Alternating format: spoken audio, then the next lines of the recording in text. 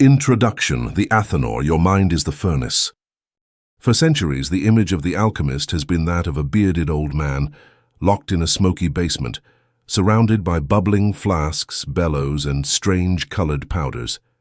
History has told us that these men were mad or greedy, obsessed with an impossible quest, to find the chemical formula to turn lead, a vile, heavy metal, into gold.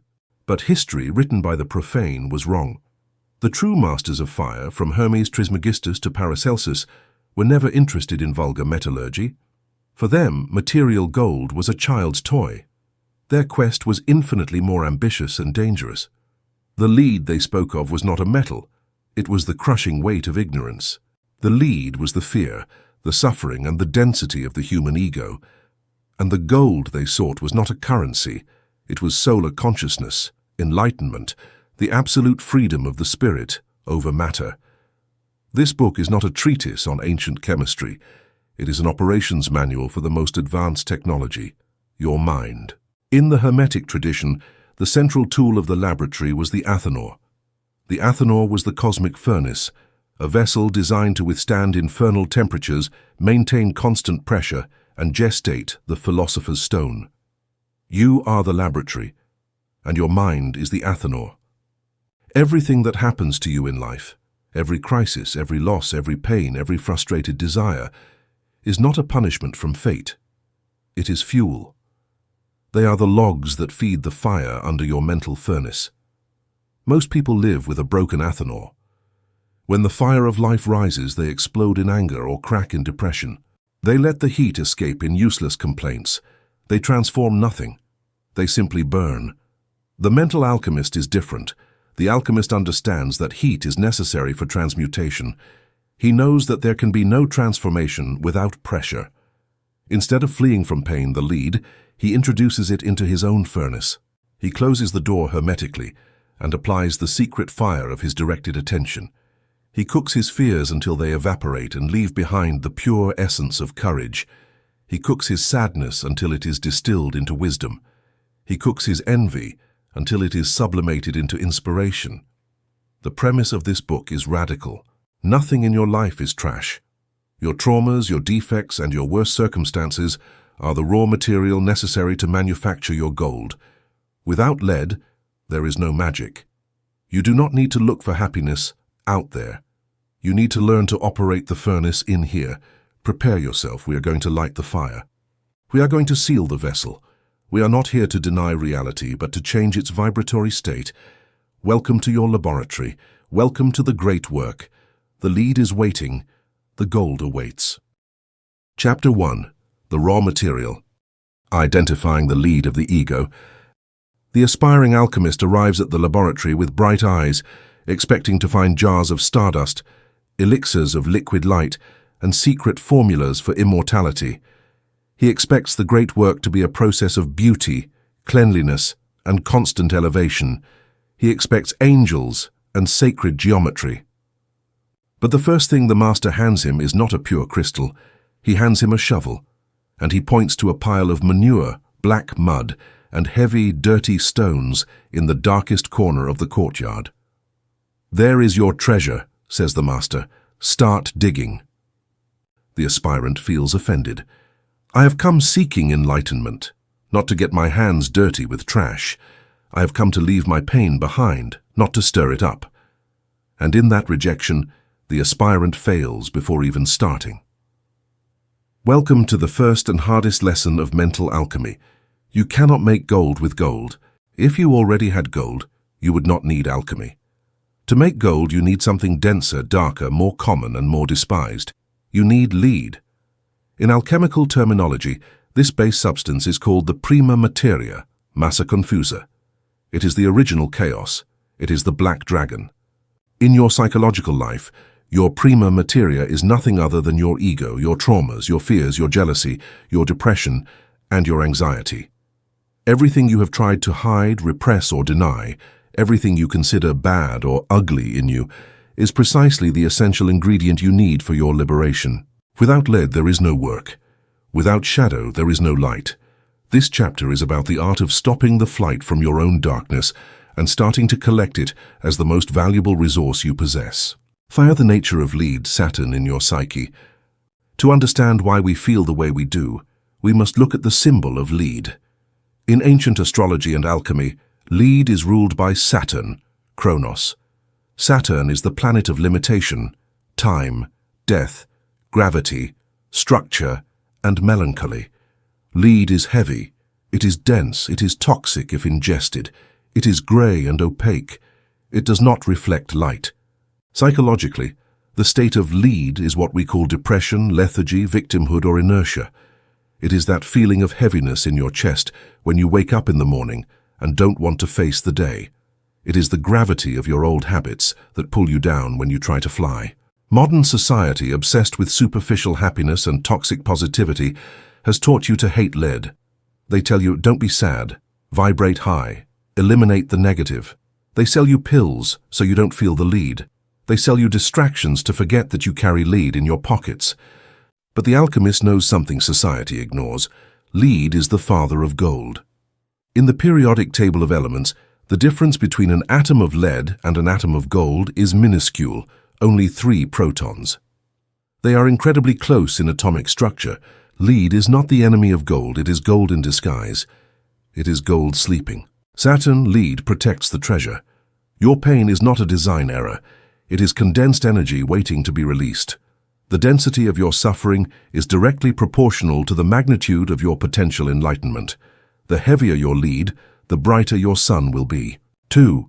The ego, a necessary lead armor. Let's talk about your ego. That voice in your head that is always afraid, always comparing, always defending itself. In spiritual circles, people speak of killing the ego. This is a violent and ignorant mistake. You cannot kill your prima materia. If you kill the ego, you are left with no material to work with. The ego is not a demon possessing you. The ego is a lead armor that you yourself built. Imagine yourself as a child. You were pure gold, liquid, sensitive, open. But the world was hard. Perhaps your parents yelled at you. Perhaps they abandoned you. Perhaps you were teased at school. That liquid gold felt pain. And to survive, to not disintegrate before the pain, your psyche did something brilliant. It solidified an outer layer. It created a scab. It created lead. The ego is the defense mechanism that allowed you to survive your childhood. The coldness, lead, protected you from the fire of abuse. Distrust, lead, protected you from betrayal. Aggressiveness, lead, protected you from invasion. The problem is not the armor. The problem is that you have grown, the war ended years ago, but you are still wearing a 50-kilo armor that no longer lets you move or breathe. What was once your protection has become your prison. The lead that saved your life is now slowly taking it away by suffocation. Mental alchemy does not seek to destroy the armor with hammers. It seeks to melt it. It seeks to apply heat, consciousness, so that the rigid metal becomes fluid again. Thirk, the shadow, the dragon guarding the pearl. Carl Jung called the prima materia the shadow. The shadow is everything you have thrown into the basement of your subconscious because it did not fit with the image of a good person you wanted to show.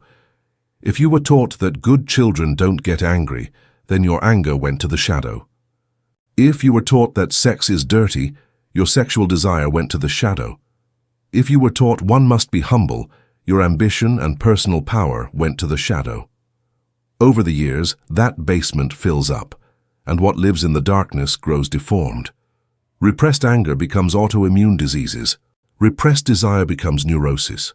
Repressed ambition becomes bitter envy and passive-aggressive resentment. That is the dragon. And it scares you to go down to the basement. But here is the alchemical paradox. The gold is in the shadow. Your vitality and creativity are tied up together with your monsters. You cannot have access to your power if you do not recover your shadow. The too good person who never gets angry is a person without prima materia. They are harmless, but also powerless. The alchemist descends to the basement, not to kill the dragon, but to domesticate and ride it. The energy you use to repress your shadow is immense. Imagine releasing that energy and using it to create your ideal life. That is transmutation. 3 types of lead. Identifying your load.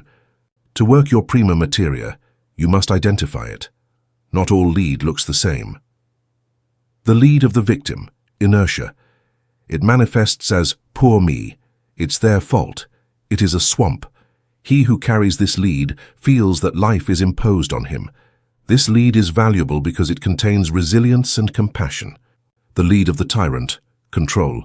A hard, sharp and brittle lead. It manifests as, I have to control everything. I am right and you are wrong. It is a defense against vulnerability. He who carries this lead is terrified of being hurt. This lead contains leadership and structure, now calcified in rigidity. The lead of the evader, addiction, escape. A volatile, deceptive lead. It manifests as a constant search for superficial pleasure to cover the void. Everything is fine. Only good vibes. I'll do it tomorrow. It is the refusal to touch the ground. This lead contains freedom and joy, now dissipated in escapism. You must have the courage to look at your life and say, yes, I have this lead. I am envious. I am a coward. I am lazy. Do not say it with guilt. Guilt is acid that corrodes the vessel. Say it with the objectivity of a scientist. Element identified. Lead of anger. Weight, 50 kilos. Excellent material. V, the trap of spiritual bypass. Many seekers try to skip the stage of prima materia. They want to go straight to the white light. They dress in white and smile all the time, but their eyes are dead or full of hidden anxiety. This is called spiritual bypass. It is using spirituality as a painkiller to avoid facing unresolved human pain. Attempting to ascend without having first descended into your own darkness is dangerous. It is like trying to build a skyscraper without digging deep foundations. At the first strong wind, crisis, the building will collapse. We see this constantly. Gurus who fall into scandals or leaders who abuse power. Why? Because they did not work their lead. They denied their shadow, and the shadow being ignored took control from behind. True alchemy is dirty at the beginning. It smells bad. It involves crying and rage. If your spiritual path always makes you feel pretty, it is not alchemy, it is cosmetics. Real alchemy dismantles you in order to rebuild you. Veishi, the collection, the trash inventory. Your first task as an alchemist is collection. You need to fill the Athanor. How is this done? By stopping the practice of throwing emotional trash under the rug. During the next week, every time you feel a negative emotion, stop. Do not repress it. Do not act it out impulsively, simply observe it. Say, here is the prima materia. You feel jealous of a co-worker. Instead of judging yourself, say, welcome, lead of jealousy. I see you, I feel you in my stomach. You are dense. Into the furnace you go. You feel deep sadness. Don't try to cheer yourself up quickly. Sit with it. Welcome, sadness. You are heavy. You are my lead into the furnace. This attitude of radical welcome changes everything. When you stop fighting your demons and invite them to tea or into the furnace, they lose their power of terror. They become simply energy. You are recovering your lost fragments. To be a complete being, a being of gold, you must contain all of humanity within you.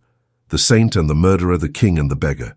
If you reject the internal beggar, you will never be a king.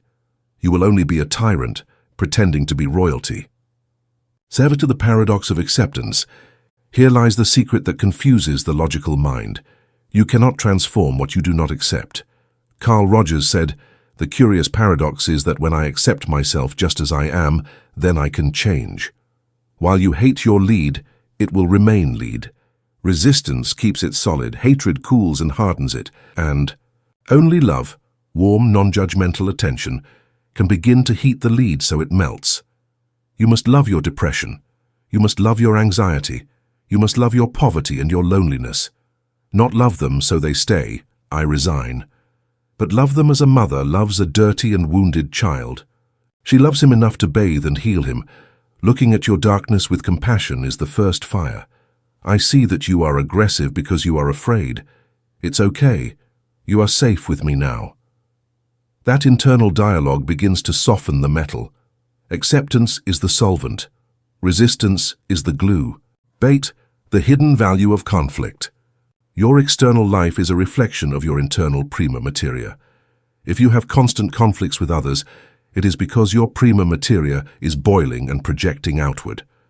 Your enemies are the miners who help you dig out the lead. That person who gets on your nerves is giving you a treasure map. They are pointing out exactly where you have lead buried. If someone calls you selfish and it hurts deeply, it is because there is lead of unrecognized guilt or selfishness in you. If there were no lead, the word would pass through your air without touching you. Therefore, be grateful for conflict. Conflict is the friction necessary to polish the stone. Without friction, you would remain a coarse block. Each problem is an invitation to the laboratory.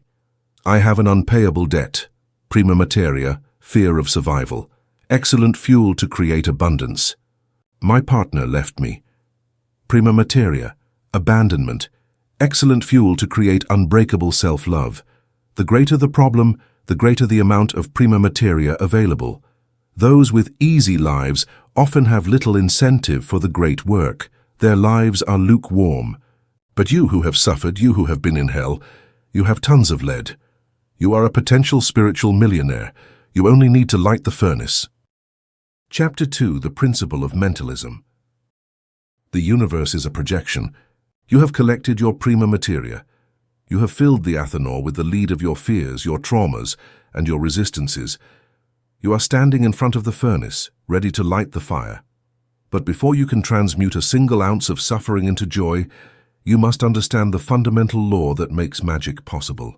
If you do not understand this law, you will be like a cook trying to bake a cake without knowing what heat is. You will only make a mess. Modern science tells us we live in a material universe made of atoms, governed by blind mechanical laws. It tells us that consciousness, your mind, is a biological accident, a byproduct of the brain. Hermetic alchemy says exactly the opposite. And curiously, advanced quantum physics has begun to prove the ancient magicians right. The first law written in the Kybalion, the text that summarizes the wisdom of Hermes Trismegistus, is absolute. The all is mind, the universe is mental. Read that again. It does not say that the universe has a mind. It does not say that the mind influences the universe. It says that the universe is mind. Matter as you conceive it does not exist. What you touch, what you see, what you call solid reality, is crystallized thought. It is densified mind. You are not living in a physical world. You are living within the mind of a grand architect, and at the same time, you are projecting your own small universe with your individual mind. This chapter is the red pill. If you accept the principle of mentalism, you accept that you are the absolute creator of your experience. The victim dies here. If the universe is mental, then the lead you carry is not an immovable physical punishment. It is an idea, and ideas can be changed. Transmutation is not chemical, it is mental. It's the great mind and the microcosm. To understand this, we must go to the cosmic scale. Hermeticists call the original source the all. The all is unknowable in its essence, for it is infinite. But to create us, the all had to think. The universe is a dream of God. You, I, the planets, and the stars are thoughts held in the mind of the Creator.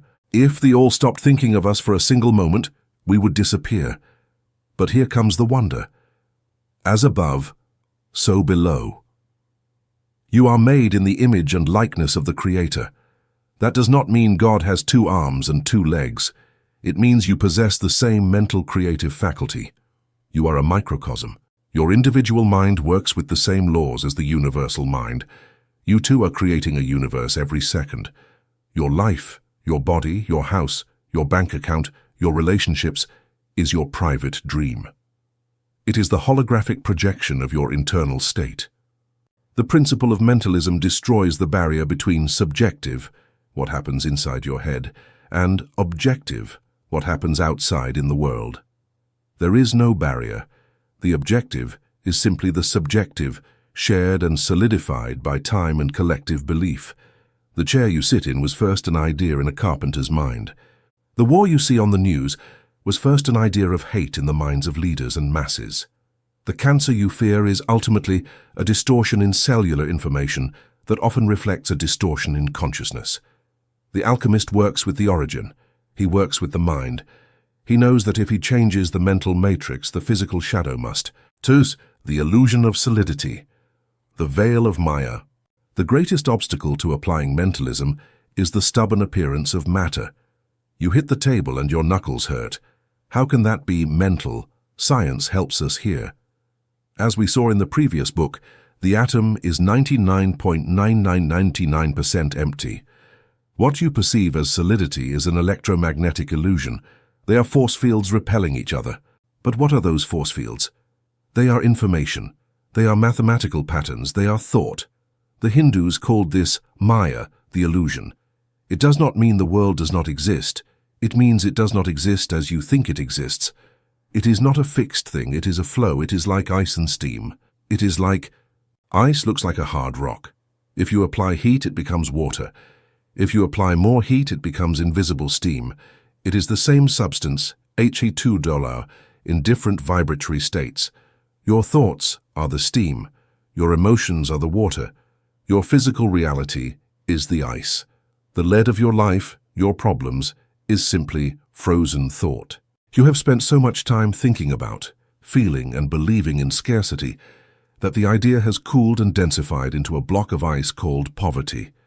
It seems hard. It seems you need an ice pick to break it. But the alchemist does not use ice picks. The alchemist applies fire consciousness. He knows that if he raises the mental vibration, the ice must melt and become water again, and then steam to be reformulated into a new form, gold. Treatise, the projector and the screen, the mechanics of creation. Imagine you are in a cinema. The movie you see on the screen makes you cry, scares you, or makes you laugh. Suddenly you don't like the scene. The protagonist is suffering. You get up from your seat, run toward the screen, and start shouting at it. You try to wipe the actor's tears with a tissue. You try to push the villains away with your hands. Everyone would look at you as if you were crazy. You know the screen has no power. The screen only reflects light. If you want to change the movie, you have to go to the projection booth, take out the old film roll and put in a new one. Your mind is the projector. Your life is the screen. The majority of human beings live and die fighting the screen. They fight their bosses, their partners, the economy, viruses. They try to change matter by manipulating matter. This is vulgar alchemy. It requires an immense effort and produces poor temporary results. You can clean the spot on the screen, but if the projector keeps sending it, the spot will reappear in the next frame. Mentalism teaches you to leave the screen alone. Stop trying to change your partner. Stop trying to fix the world by force. Withdraw to the projection booth, your interior. Examine the film, your beliefs. Where is the pattern of abandonment recorded? Where is the pattern of failure? Cut that piece of film. Paste a new one where you are the victorious hero. And then watch how miraculously the screen reflects the change without you having to touch it. Thoughts versus things, the density of the idea. Thoughts are things, the ancient masters of New Thought used to say. This is not a poetic metaphor. It is a literal description of esoteric physics. A thought is a real entity. It has shape, color, on the astral plane, and a vibratory frequency. When you have a fleeting thought, it is a weak form like a puff of smoke. But when you have a recurring thought, charged with intense emotion, that thought acquires density. It feeds on your attention. It takes on a life of its own. It becomes an egregore or a thought form. These thought forms group in your aura. Over time, they become so dense they start attracting physical atoms. They act like magnets. The thought of illness, repeated for years, ends up distorting cellular biology until it creates the tumor. The thought of poverty, repeated for generations, creates the social circumstances and coincidences that keep you without money. The mental universe does not punish or reward, it only reflects. The principle of mentalism is a photocopy machine. If you put in a sheet that says hate, the machine prints 1,000 copies of hateful situations. If you put in a sheet that says love, it prints 1,000 copies of loving situations. The problem is that most people photocopy their fears unconsciously and then blame the machine. Radical responsibility, the end of innocence. This is the hard part, the bitter pill of mentalism. If the universe is mental and you are the projector, you are responsible for everything in your life. There are no culprits out there. It is not the government's fault. It is not your parents' fault. They installed the initial software, yes, but you kept running it. It is not the fault of bad luck. Your current situation is the exact sum of your conscious and unconscious thoughts from recent years. It is a detailed invoice of your mental consumption. If your life is a chaos, it is because your mind is a chaos. If your life is poor, it is because your mind is poor. And this at first generates a brutal resistance in the ego. The ego screams, "It's not fair. I didn't ask to be abused. I didn't ask to get sick." No one consciously asks for pain, but alchemically, vibrationally, we have maintained patterns that allowed it. Understanding this is not to generate guilt, but to generate power. If you created the disaster, you can create paradise. If you were a victim of fate, you would be lost because you cannot change fate. But since you are the creator, even if you created poorly out of ignorance, you have the power to uncreate and recreate. Radical responsibility is the door to freedom. The alchemist stands up in the middle of his ruins and says, "I did this, and now I will do something magnificent." Vi, the collective unconscious, the shared mind. You are not alone in this. Your individual mind is connected to the great mind of humanity, Jung's collective unconscious. We live in a shared mental soup. Sometimes the thoughts you have are not yours. They are mental viruses floating in the environment. Fear of a pandemic, financial panic, political anger. These are giant waves in the mental ocean. If you are not attentive, your small mental boat is dragged by these currents. The principle of mentalism requires you to be a guardian of your own mind. You must learn to distinguish between your original thoughts, your true will, and the collective programming, the noise. Mental alchemy requires psychic isolation. It does not mean going to a cave, but creating a mental firewall. This thought of fear, is it mine? Or did I absorb it from the news? It does not serve me. I discard it. You have to learn to think for yourself, or the collective will think for you. And the collective generally thinks in nightmares. 7. Mental transmutation, the art of polarizing. How is this applied to the lead we collected in Chapter 1? If lead is mental, you don't need to fight it. You need to change its mind. The key technique here is mental transmutation. It consists of shifting attention from one pole to another. Everything is dual, but the mind decides where it rests.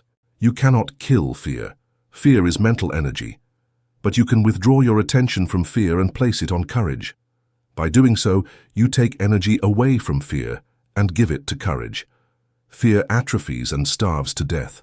Courage grows. Remember, energy flows where attention goes. If you spend the day analyzing your depression, talking about it and identifying with it, my lead, you are feeding the monster. You are using mentalism to create more lead. The alchemist recognizes the lead. Yes, I am sad, but immediately begins to visualize the gold. He begins to mentally build the desired state. He uses imagination not to escape, but to build the new structure that will replace the old one. Fate, the holographic universe, the all in every part. Modern physics suggests that the universe is a hologram. In a hologram, every small part contains the information of the entire image. If you cut a holographic photo of an apple into pieces, each piece does not show half an apple, but a whole apple that is smaller and less defined. This confirms the Hermetic principle, as above, so below. Your mind contains the totality of the universe in potential. You do not need to go anywhere to find the truth or the solution. Everything is inside. The solution to your financial problem is not in the bank, it is in your mind. The cure to your illness is not only in the pill, it is in your mind. By changing the information in the microcosm, your consciousness, you change the macrocosm, your life experience. You are a computer terminal connected to the universal supercomputer. You have access to all data. You have access to all processing power. But if your terminal, your ego, is full of viruses and obsolete programs, you cannot download the wisdom from the central server. Mental alchemy is the process of formatting the hard drive and reinstalling the divine operating system. Thus, the practice of the observer, metacognition. To master mentalism, you must develop a supreme skill, metacognition. It is the ability to think about your thoughts. It is the doubling we talked about in the previous book. You must become the observer of your own mind. Most people are their thoughts. They say, I am angry. The alchemist observes his thoughts. He says, "I see that there is a pattern of anger running in my mind right now. That small distance is the space where magic happens. If you can observe the thought, you are not the thought. You are the thinker. You are the space in which the thoughts occur." During today, try to catch your mind in the act of creating. Catch it creating dramas. Catch it creating fear. When you catch it, do not judge yourself. Just laugh. Say to yourself, "Look what a powerful projector I have. It's creating a very realistic horror movie. But I don't want to see horror. Let's change the genre and gently shift the focus." X. The danger of misunderstood mentalism. Our final warning. The principle of mentalism is a double-edged sword. If you misunderstand it, you can fall into solipsism or madness, believing that others do not exist, or that you can fly by jumping off a building just because you believe it. Physical universe has inertia. It is densified mind. You cannot stop a moving train with just an instantaneous thought. The train, physical reality, has a cumulative momentum from your past thoughts. You need time and persistence to slow it down and change its direction. Furthermore, respecting mentalism does not mean denying relative reality. If you burn your hand, it hurts. Do not say pain does not exist. Say, this pain is a real experience on the physical plane, but its cause and its final healing are mental. Attend to the physical. Put on ointment while working on the mental. Change the belief of vulnerability. The alchemist walks with his feet on the ground, realism, and his head in the sky, idealism. Chapter 3, Nigredo, the Black Operation. The decomposition of the old identity. You have accepted your prima materia. You have understood that the universe is mental. Logically, you would think the next step is to turn on the light and manifest miracles. You are wrong. The true alchemist knows that before creation comes destruction. Before the sun rises, the night must reach its darkest point. Before the butterfly flies, the caterpillar must completely disintegrate inside the cocoon until it becomes an unrecognizable biological soup. Welcome to the stage of Nigredo, the black work. In ancient texts, this phase was represented by terrifying symbols: skeletons, black crows, dying kings, and solar eclipses. This is not iconography to scare children. It is a precise map of what happens to the human psyche when it decides to truly awaken. If you feel like your life has collapsed or you are going through a crisis of meaning, I have good news. You are not going crazy. You are entering the Nigredo. Alchemy has begun. The fire has been lit, and the first thing fire does is not to gild. It is to blacken, burn, and reduce to ashes that which no longer serves. Putrefaction, the beginning of life. The key word of Nigredo is putrefactio, putrefaction. It sounds disgusting. Our hygienic culture flees from putrefaction. We want everything to be fresh and alive. But nature teaches a brutal lesson.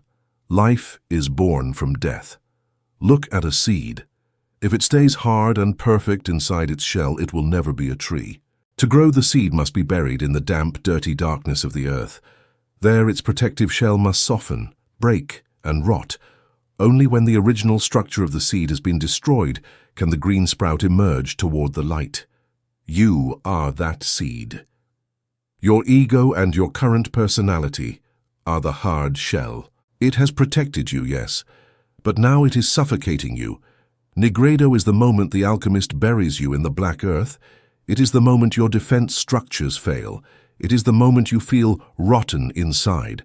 It is not an error of the process. It is the process. Without putrefaction, there is no germination. Tus, the dark night of the soul.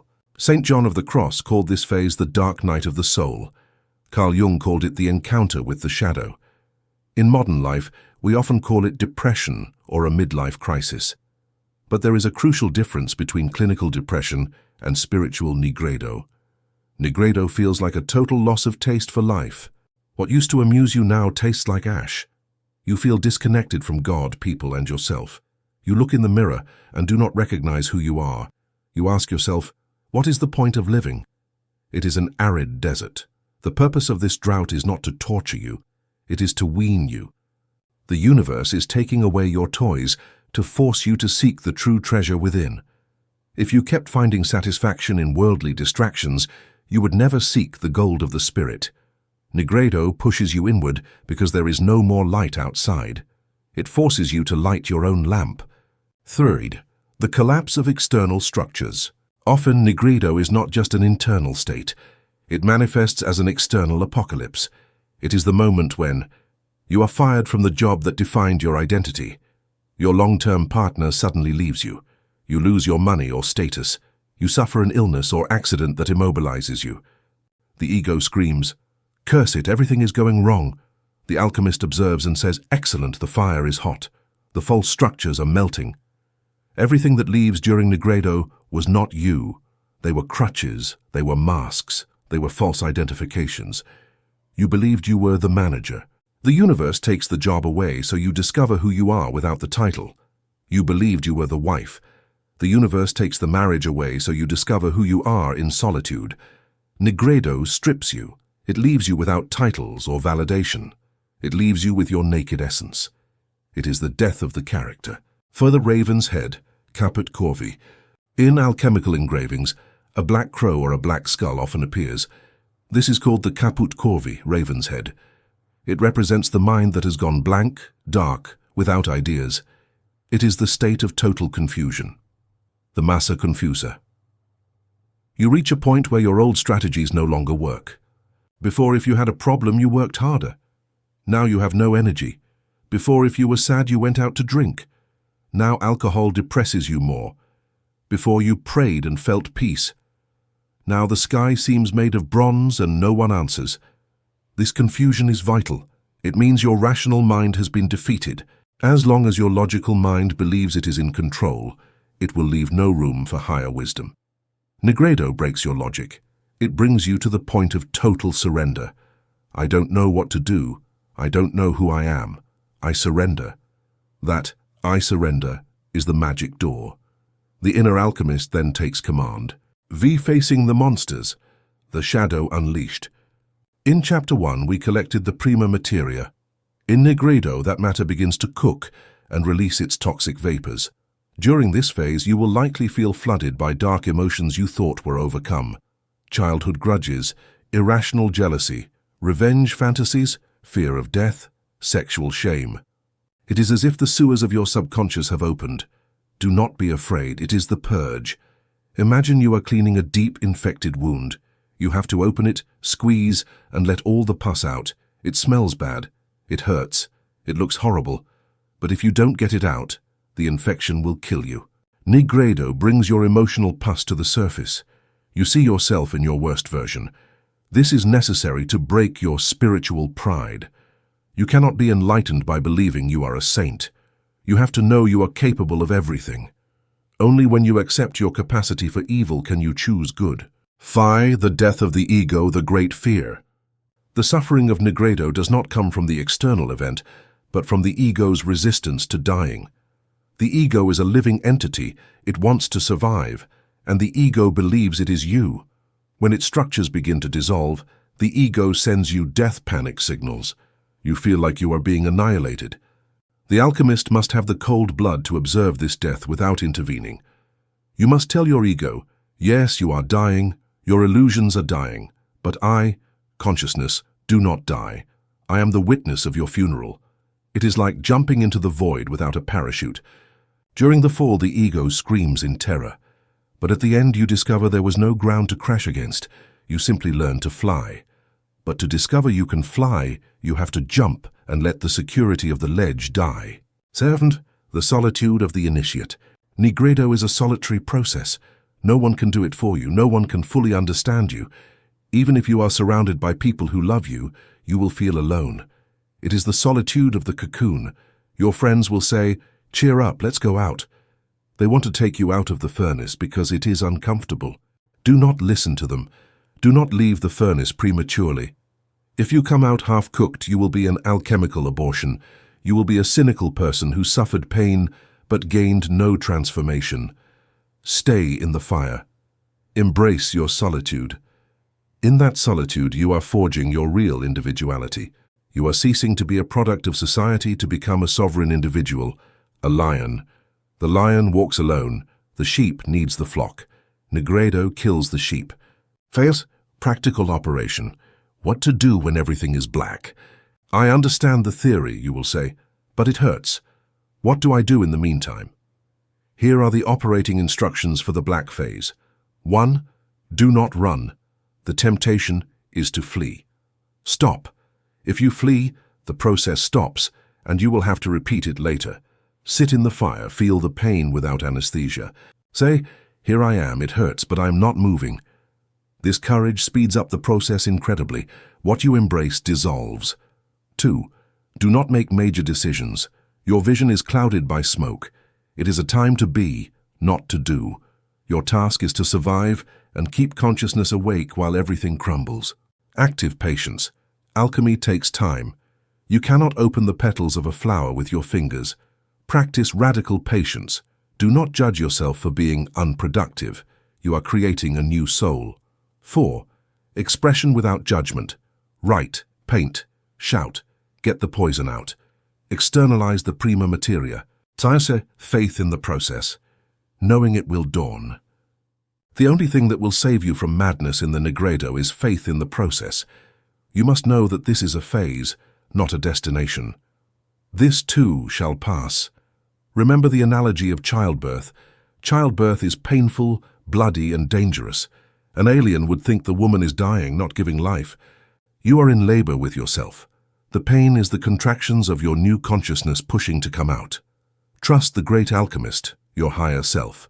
He knows how much heat you can take. He will not let you burn completely. He will only burn what is not you. Gold does not burn. Let it burn. X, the symptom of the end, the white calm. How do you know when Nigredo ends? It does not end with fireworks. It ends with a white calm. One day you wake up and the sharp pain has disappeared. Despair is gone. You are not euphoric, but you are at peace. You feel light, empty, but clean. You look at old problems and they no longer activate you.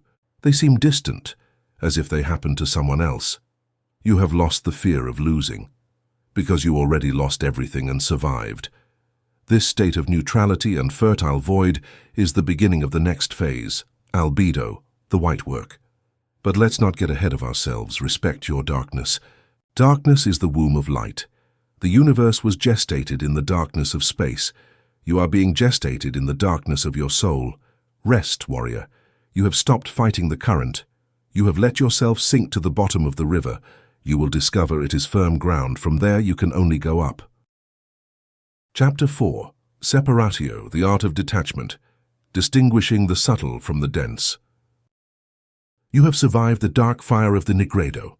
Your old identity has been pulverized. Your defense structures have collapsed under the weight of the crisis. Now, if you looked inside your Athanor, your mind, what you would see is not pretty. You would see a shapeless, sticky, and chaotic mass. Ancient alchemists called this the massa confusa, or original chaos. It is a mixture of your fears, hopes, childhood traumas, genuine desires, and social programming, all stirred into a smoking black mud. If you stopped here, you would be a broken person. Many stay in the Nigredo and become bitter cynics. They have destroyed their old world, but have built nothing new. They live among the rubble. To advance toward the Philosopher's Stone, the alchemist must perform the second great operation, Separatio. It is the moment to put your hands in the mud and start classifying. It is time to distinguish what serves from what does not. Earth and fire anatomy of the mixture. To separate, you must first know what you're looking for. In your current psyche, earth and fire are mixed. The earth, the thick, dense. These are your repetitive thoughts, reactive emotions, physical body, material possessions, titles, personal history, and drama. It is everything that dies. The fire, the subtle. This is your pure consciousness, your observer, your intuition, your creative will, and your capacity to love without condition. It is everything that is eternal. The problem for most human beings is that they are identified with the earth. They believe they are their thoughts. They say, I am sad. Fusion. The alchemist in the Separatio phase says, there is sadness in my emotional body. Separation. It seems like a play on words, but it is an ontological abyss. In the first phrase, you are the mud. In the second, you are the witness observing the mud. Separatio does not consist of eliminating the earth, but in detaching it from the fire. Imagine your spirit is a lamp and your ego is a dirty cloth stuck to the bulb. The light cannot get out. You do not need to break the bulb. You need to peel off the cloth. That space you create is freedom. 2. The sword of discrimination. To perform this operation, you need a tool. In the tarot and mystical symbology, this tool is the sword of the higher intellect, the ability to cut through illusion. You must become sharp. Your mind, which was once a sponge, must now become a high-precision filter. During the day, thousands of thoughts cross your mental sky. The profane accepts them all as mine and real. The alchemist draws the sword before every thought and asks, is this subtle or is it dense? Does this come from love or from fear? Is this an intuition of the soul or a cry of the wounded ego? If it is dense, spark fear or ego, you classify it as waste. You do not fight it, you simply label it and let it go down the drain. If it is subtle, love or soul, you classify it as gold. You keep it. This process of constant monitoring is exhausting at first, but it is the only way to clean the Athanor. 3. The observer, the birth of the real self. Separatio culminates in the birth of the observer. Until now you have lived life as the protagonist of a dramatic movie. You are trapped in the screen. Separatio takes you out of the screen and sits you in the director's chair. Let's do a practical exercise. Close your eyes. Observe your next thought. Wait for it like a cat waits for a mouse. There it is. Now ask yourself, who noticed that thought? There are two entities. The thought, the object, earth, and you, the subject who saw it, fire. You are not the thought. You are the one who hears the thought. That silent listener is your true self. That observer was never born and will never die. It cannot be harmed, it has no fear. Your thoughts, on the contrary, are noisy and changing. The goal is to move your psychological residence. Stop living in the house of your thoughts and move into the house of the observer. From there you see drama with calm. Science is separating the who from the what. The greatest confusion occurs in identity. Society trains you to mix the who or being with the what, having, doing. I am a lawyer. False. You practice law. I am depressive. False. You experience symptoms. I am a failure. False. You obtained an unwanted result. Every time you use the verb to be to define yourself by a temporary circumstance, you are mixing earth with fire. Separatio demands linguistic hygiene. Stop saying I am, start saying I have, or I am experiencing. By changing the language, you cut the emotional glue. I have a debt is a mathematical problem that can be solved. I am poor is an ontological sentence that paralyzes you. Separate the fact from the identity. The fact is dense, earth. The identity is subtle, fire. The alchemist never allows an external fact to define his internal value. Never. The technique of neti-neti. Ancient yogis developed a technique of perfect separatio called neti-neti, not this, not that. It is a process of elimination by layers. Sit in meditation and start discarding what you are not. Am I this body? No. The body changes. I remain. Earth separated. Am I my emotions? No, emotions are weather. I am the sky. Water separated. Am I my thoughts? No, because I can change them and observe them coming and going. Air separated. What remains when you take all that away? A presence remains. A sensation of I exist. That is the fire. That is the gold. The more you practice neti-neti, the lighter you will feel. It is like releasing ballast from a hot air balloon. The more earth you let go of, the higher the fire rises. This detachment, the paradox of possession. People believe detachment means having nothing, living in a cave. That is not detachment, that is poverty. Alchemical separatio is not about not having things. It is about things not having you. You can be a millionaire and be detached. You know money is a useful energy, but not your God. Attachment is a sticky bond in the mind, not in the pocket. The litmus test of detachment is loss. If you lose your car tomorrow, do you collapse? Then you were mixed with the car. You were earth. If you say, how inconvenient, I'll have to get another, and your peace is intact, you have achieved Separatio. The alchemist possesses everything but clings to nothing. He enjoys the world intensely, but maintains a safety distance. He knows that everything physical is borrowed. At the end, he will return all atoms to nature. He will only take consciousness. Therefore, he invests in consciousness. Separating people, vampires and masters. Separatio is also social. During Nigredo, you realized many relationships were based on shared traumas or dependencies. Now you must clean your environment. Tell me who you walk with and I will tell you who you are. This is pure alchemy. Vibrations are contagious through resonance. Apply the sword to your contact list. Who are the earth was dense people? Those who always complain, criticize you, or drain your energy. Who are the fire unsubtle people? Those who inspire you and challenge you to grow. You must separate from the dense. Sometimes this means divorce or changing friends. It is painful. The ego screams, you are mean. But the alchemist knows he cannot save anyone if he sinks with them. To lift others, you must first lift yourself. You cannot fly with eagles if you keep pecking at the ground with chickens. Social separatio is an act of self-love. Vote, intuition versus impulse, filtering the voice. Distinguishing between the voice of the ego and the voice of the spirit, intuition, is difficult. Both sound inside your head, but one leads to the cliff and the other to the summit. The voice of the ego, earth, is noisy, urgent, and repetitive.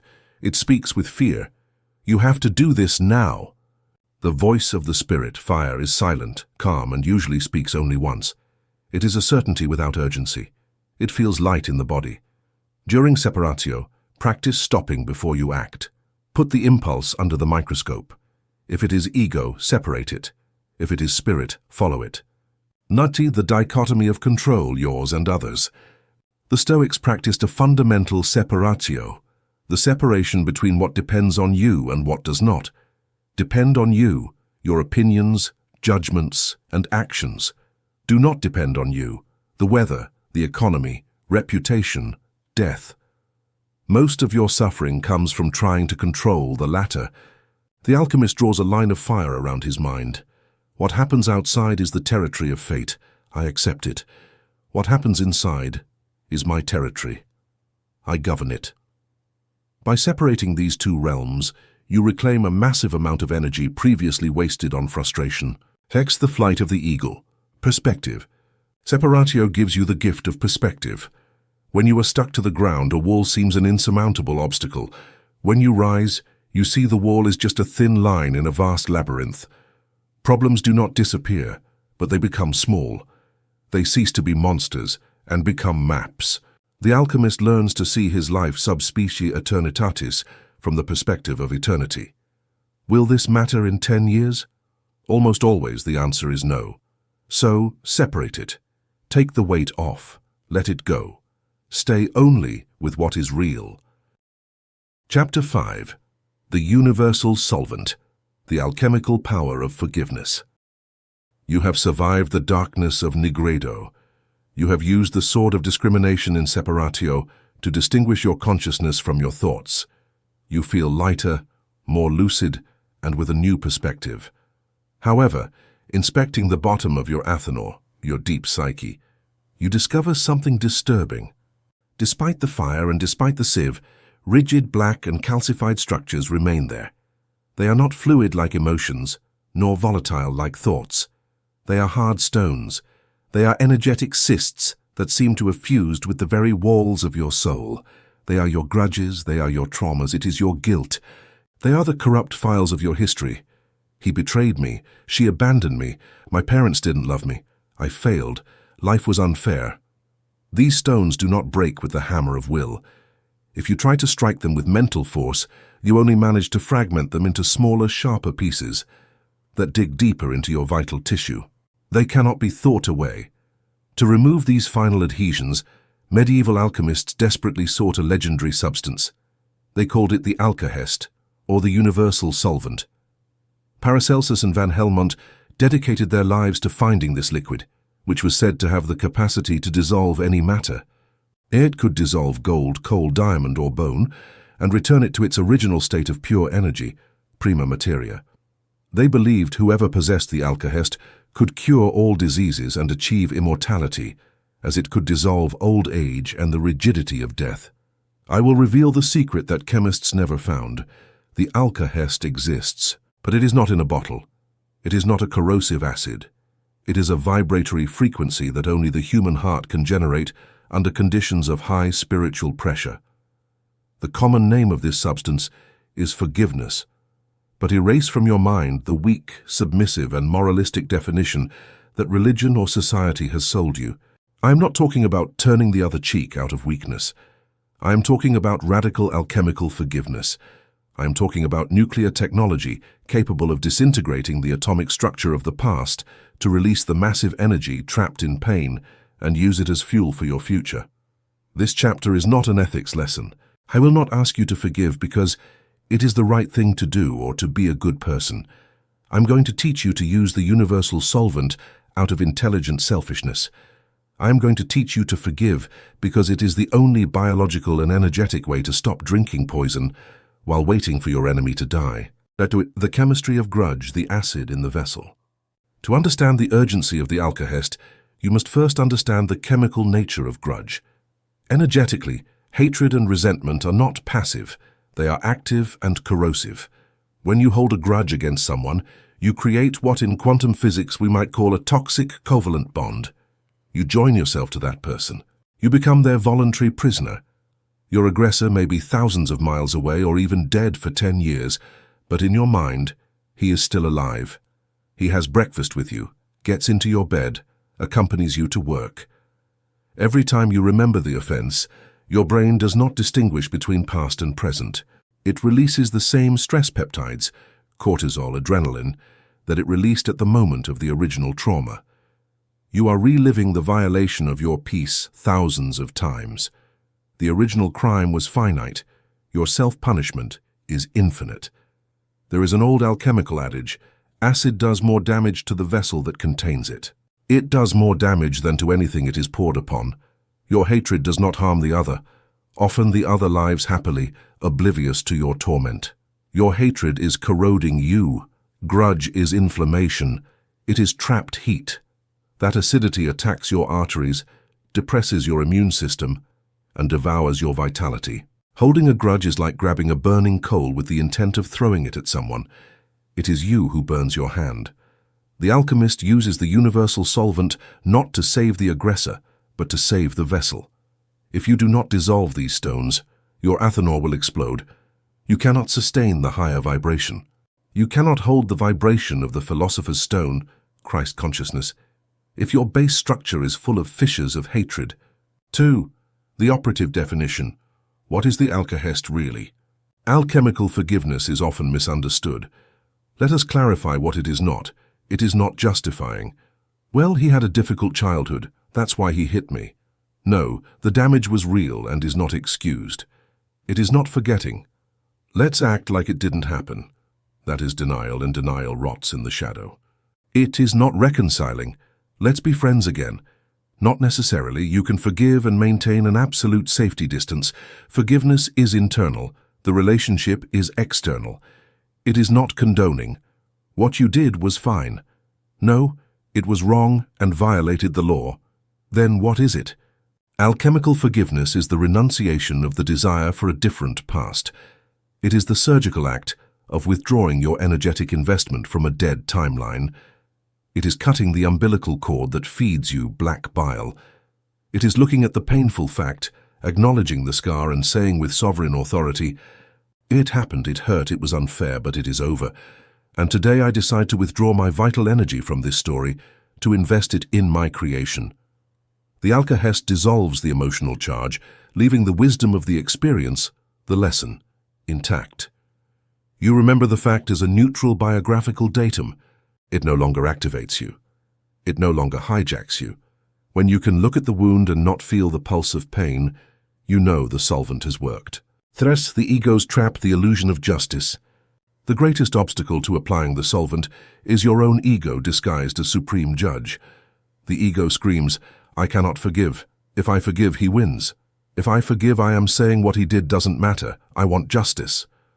The ego believes, in its childish magical thinking, that its hatred is a punishment for the other. It believes that if it hates enough, the universe will balance the scale. You must wake up from this illusion. Human justice and divine, karmic justice are different mechanisms. Your grudge does not impart justice.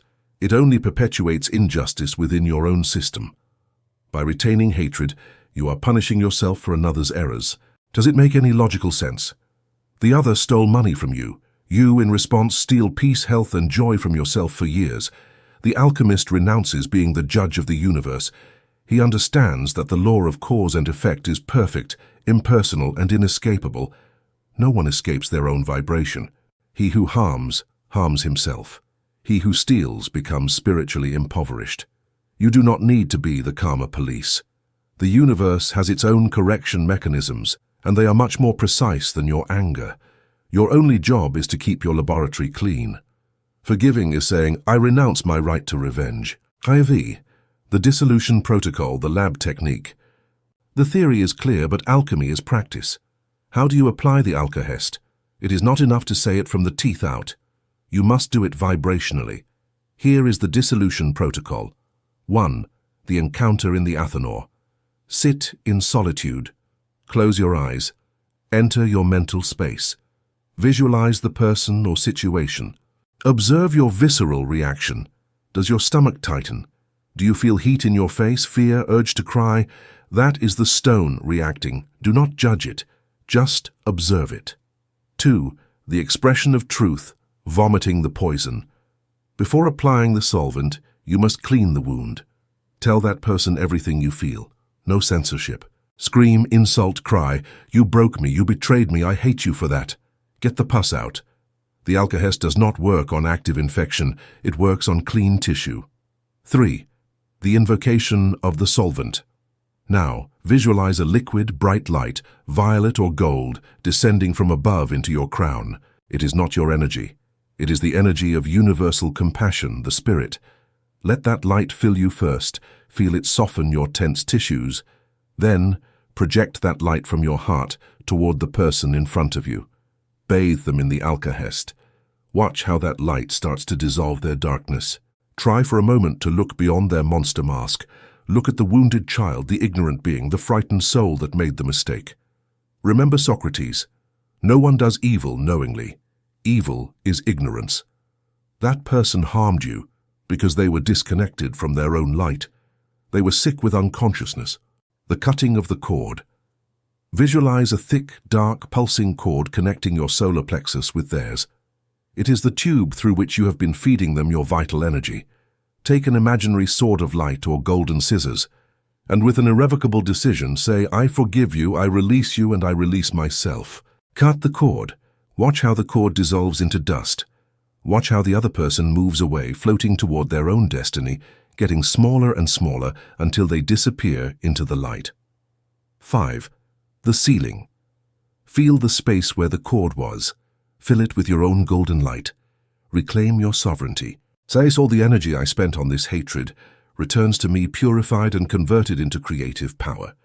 V. The most difficult forgiveness, autolysis of the past self. Sometimes the enemy is not outside. Sometimes the hardest and blackest stone at the bottom of the Athanor is yourself. Guilt is the densest lead that exists. It is hatred directed inward. I should have known. I was stupid. I ruined my life. I am bad. I don't deserve to be happy. Guilt is a form of retroactive arrogance. You believe you are so powerful that you should have been perfect. You judge your past self with the wisdom and information your present self has. That is deeply unfair. Your past self did the best he could with the level of consciousness and tools he had at that moment. He was not bad. He was unconscious, or he was scared, or he was trying to survive. The alchemist applies the solvent to himself with infinite mercy. You must travel back in time and embrace your past self. Visualize yourself at the moment of the error. Do not scold him. Embrace him. Tell him, "I'm sorry, I know you were suffering, I know you didn't know how to do better, I forgive you, it's over." We learned the lesson, and thanks to that error, today we have the wisdom not to repeat it. You are free. If the universal consciousness, God, does not judge you, who are you to judge yourself? Are you stricter than God? Accept your humanity.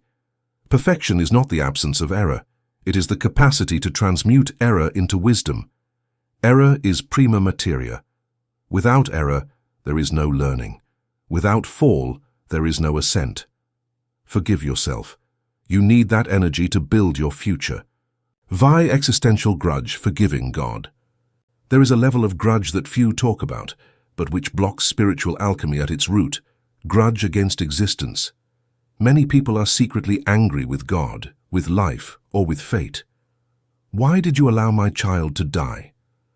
Why was I born into this family? Why is there so much pain in the world? This existential resentment closes your crown chakra. It disconnects you from the source of energy. It turns you into a cosmic orphan, bitter and cynical. Forgiving God does not mean divinity has made a mistake. It means you let go of your childish expectation of how the universe should be. You accept the mystery. You accept that there are laws, rhythms, and plans that your limited human intellect cannot fully understand. You surrender to the greatness of the design, even in its painful parts. Say, I don't understand this pain, but I trust it forms part of a greater alchemy. I release my judgment on creation. I reconcile with life. When you do this, you stop fighting against the current of the river of life and start flowing with it. The power of the universe re-enters you. Cerce, the biology of forgiveness healing the body. The connection between forgiveness and physical health is direct, brutal, and scientifically observable. Psychosomatic medicine and ancient Chinese medicine know that resentment crystallizes in specific organs. Unexpressed anger inflames the liver.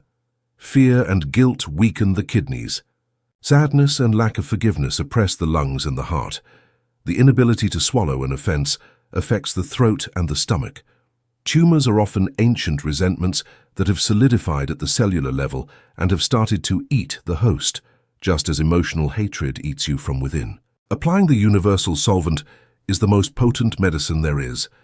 I have seen cases of spontaneous remissions of chronic diseases that occurred days after the patient managed to sincerely forgive an abusive parent or an ex-partner.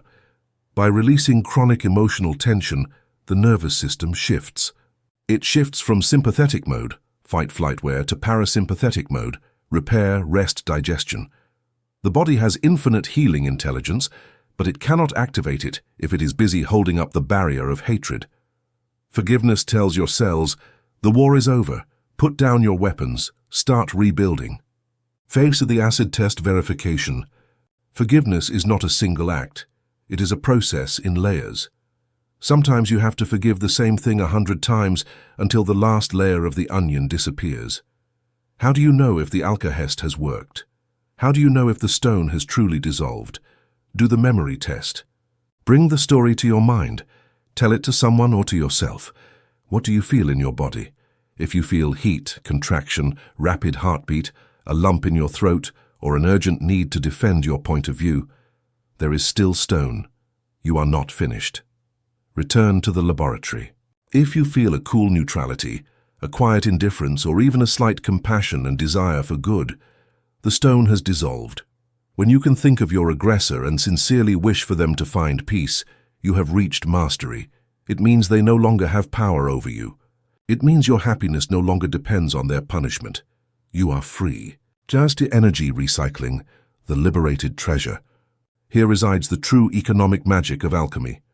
In the universe, energy is neither created nor destroyed, only transformed. All that immense amount of psychic energy you use daily to keep the grudge alive, to keep the basement door closed, to feed the fire of hatred, is suddenly released. It is as if a hydroelectric dam broke. You have a massive flow of fresh, available energy. What do you do with it? Do not let it stagnate. Use it immediately. Invest it in your white work, purification and creation. Use it to create your business. Use it to love your new partner. Use it to heal your body. Forgiveness makes you energetically rich. The resentful person is always tired, exhausted, aged, because their energy leak is massive. The forgiver has inexhaustible vitality because their system is hermetic. It has no leaks. The alkahest as a habit, daily hygiene. The advanced alchemist does not wait for a devastating trauma to use the alkahest. He uses it every day, like someone who showers or brushes their teeth. We accumulate emotional plaque daily. The driver who yelled at us, the boss's bad response, the small mistake we made, the fleeting envy. If you do not clean that, it becomes tartar, and tartar becomes infection. Every night before sleeping, apply the solvent. Review your day. I forgive the driver. I forgive the boss. I forgive myself for being impatient. Clean the vessel. Remain empty, bright, and neutral to enter sleep. If you do this, you will never accumulate large stones. Your Athanor will always function at maximum efficiency. You will never have to deal with a 20-year emotional cancer because you dissolved it when it was just dust. Chapter 6, Polarity and Rhythm. How to neutralize the emotional pendulum. You have cleaned the Athanor with the solvent of forgiveness. You have removed the black stones of resentment. You feel lighter, emptier, and freer. But, paradoxically, you feel dizzy. It is as if you had stepped off a roller coaster after years of screaming, and now on solid ground the floor seems to move under your feet. You discover an uncomfortable truth. Your mind does not stay still. One day you wake up feeling like the king of the world, full of faith, decreeing abundance. The next day, for no apparent reason, you wake up sunken in a grey fog, doubting everything, feeling like a fraud and wondering if all this is just a stupid fantasy. What happened? Have you failed? No. You have simply encountered two immutable laws of the hermetic universe, the principle of polarity and the principle of rhythm. Until now, you have been a dry leaf blown by these cosmic winds. You have been a slave to your moods. When the pendulum swung toward joy, you laughed. When it swung towards sadness, you cried. You were a reactive automaton. The alchemist cannot afford to be an automaton. If your internal state depends on the weather, the economy, the moon, or your hormones, you are not sovereign. You are a subject. For the great work to crystallize, the liquid in the vessel must be still. You cannot see your reflection in an agitated lake. This chapter delivers the technology to stop the world. You will learn to build a fortress in the eye of the hurricane. You will learn the law of neutralization. The principle of polarity, the two sides of the coin. The fourth principle of the Kybalion says, everything is dual, everything has poles, everything has its pair of opposites. Like and unlike are the same. Opposites are identical in nature but different in degree. Extremes meet. This sounds like a tongue twister, but it is the key to transmutation. Imagine a thermometer. At the bottom it says cold. At the top it says heat. But where does cold end and heat begin? Is there a physical line? No. It is the same thing, thermal energy, vibrating at different frequencies. Cold is simply less heat. Heat is simply less cold. They are not two different things. They are degrees of the same thing. Applied to the mind, fear and courage are the same thing. Hate and love are the same thing. Poverty and wealth are the same thing. Resource energy. This is revolutionary news. It means you do not have to destroy fear to have courage. You do not have to kill hate to have love. You simply have to slide the dial.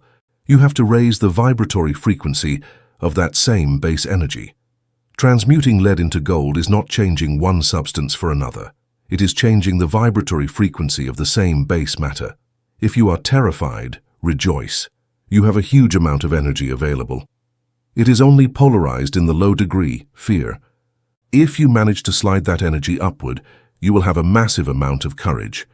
The apathetic person has little energy. The fearful person has much. The alchemist prefers fear to apathy because fear is high-octane fuel that is simply misdirected.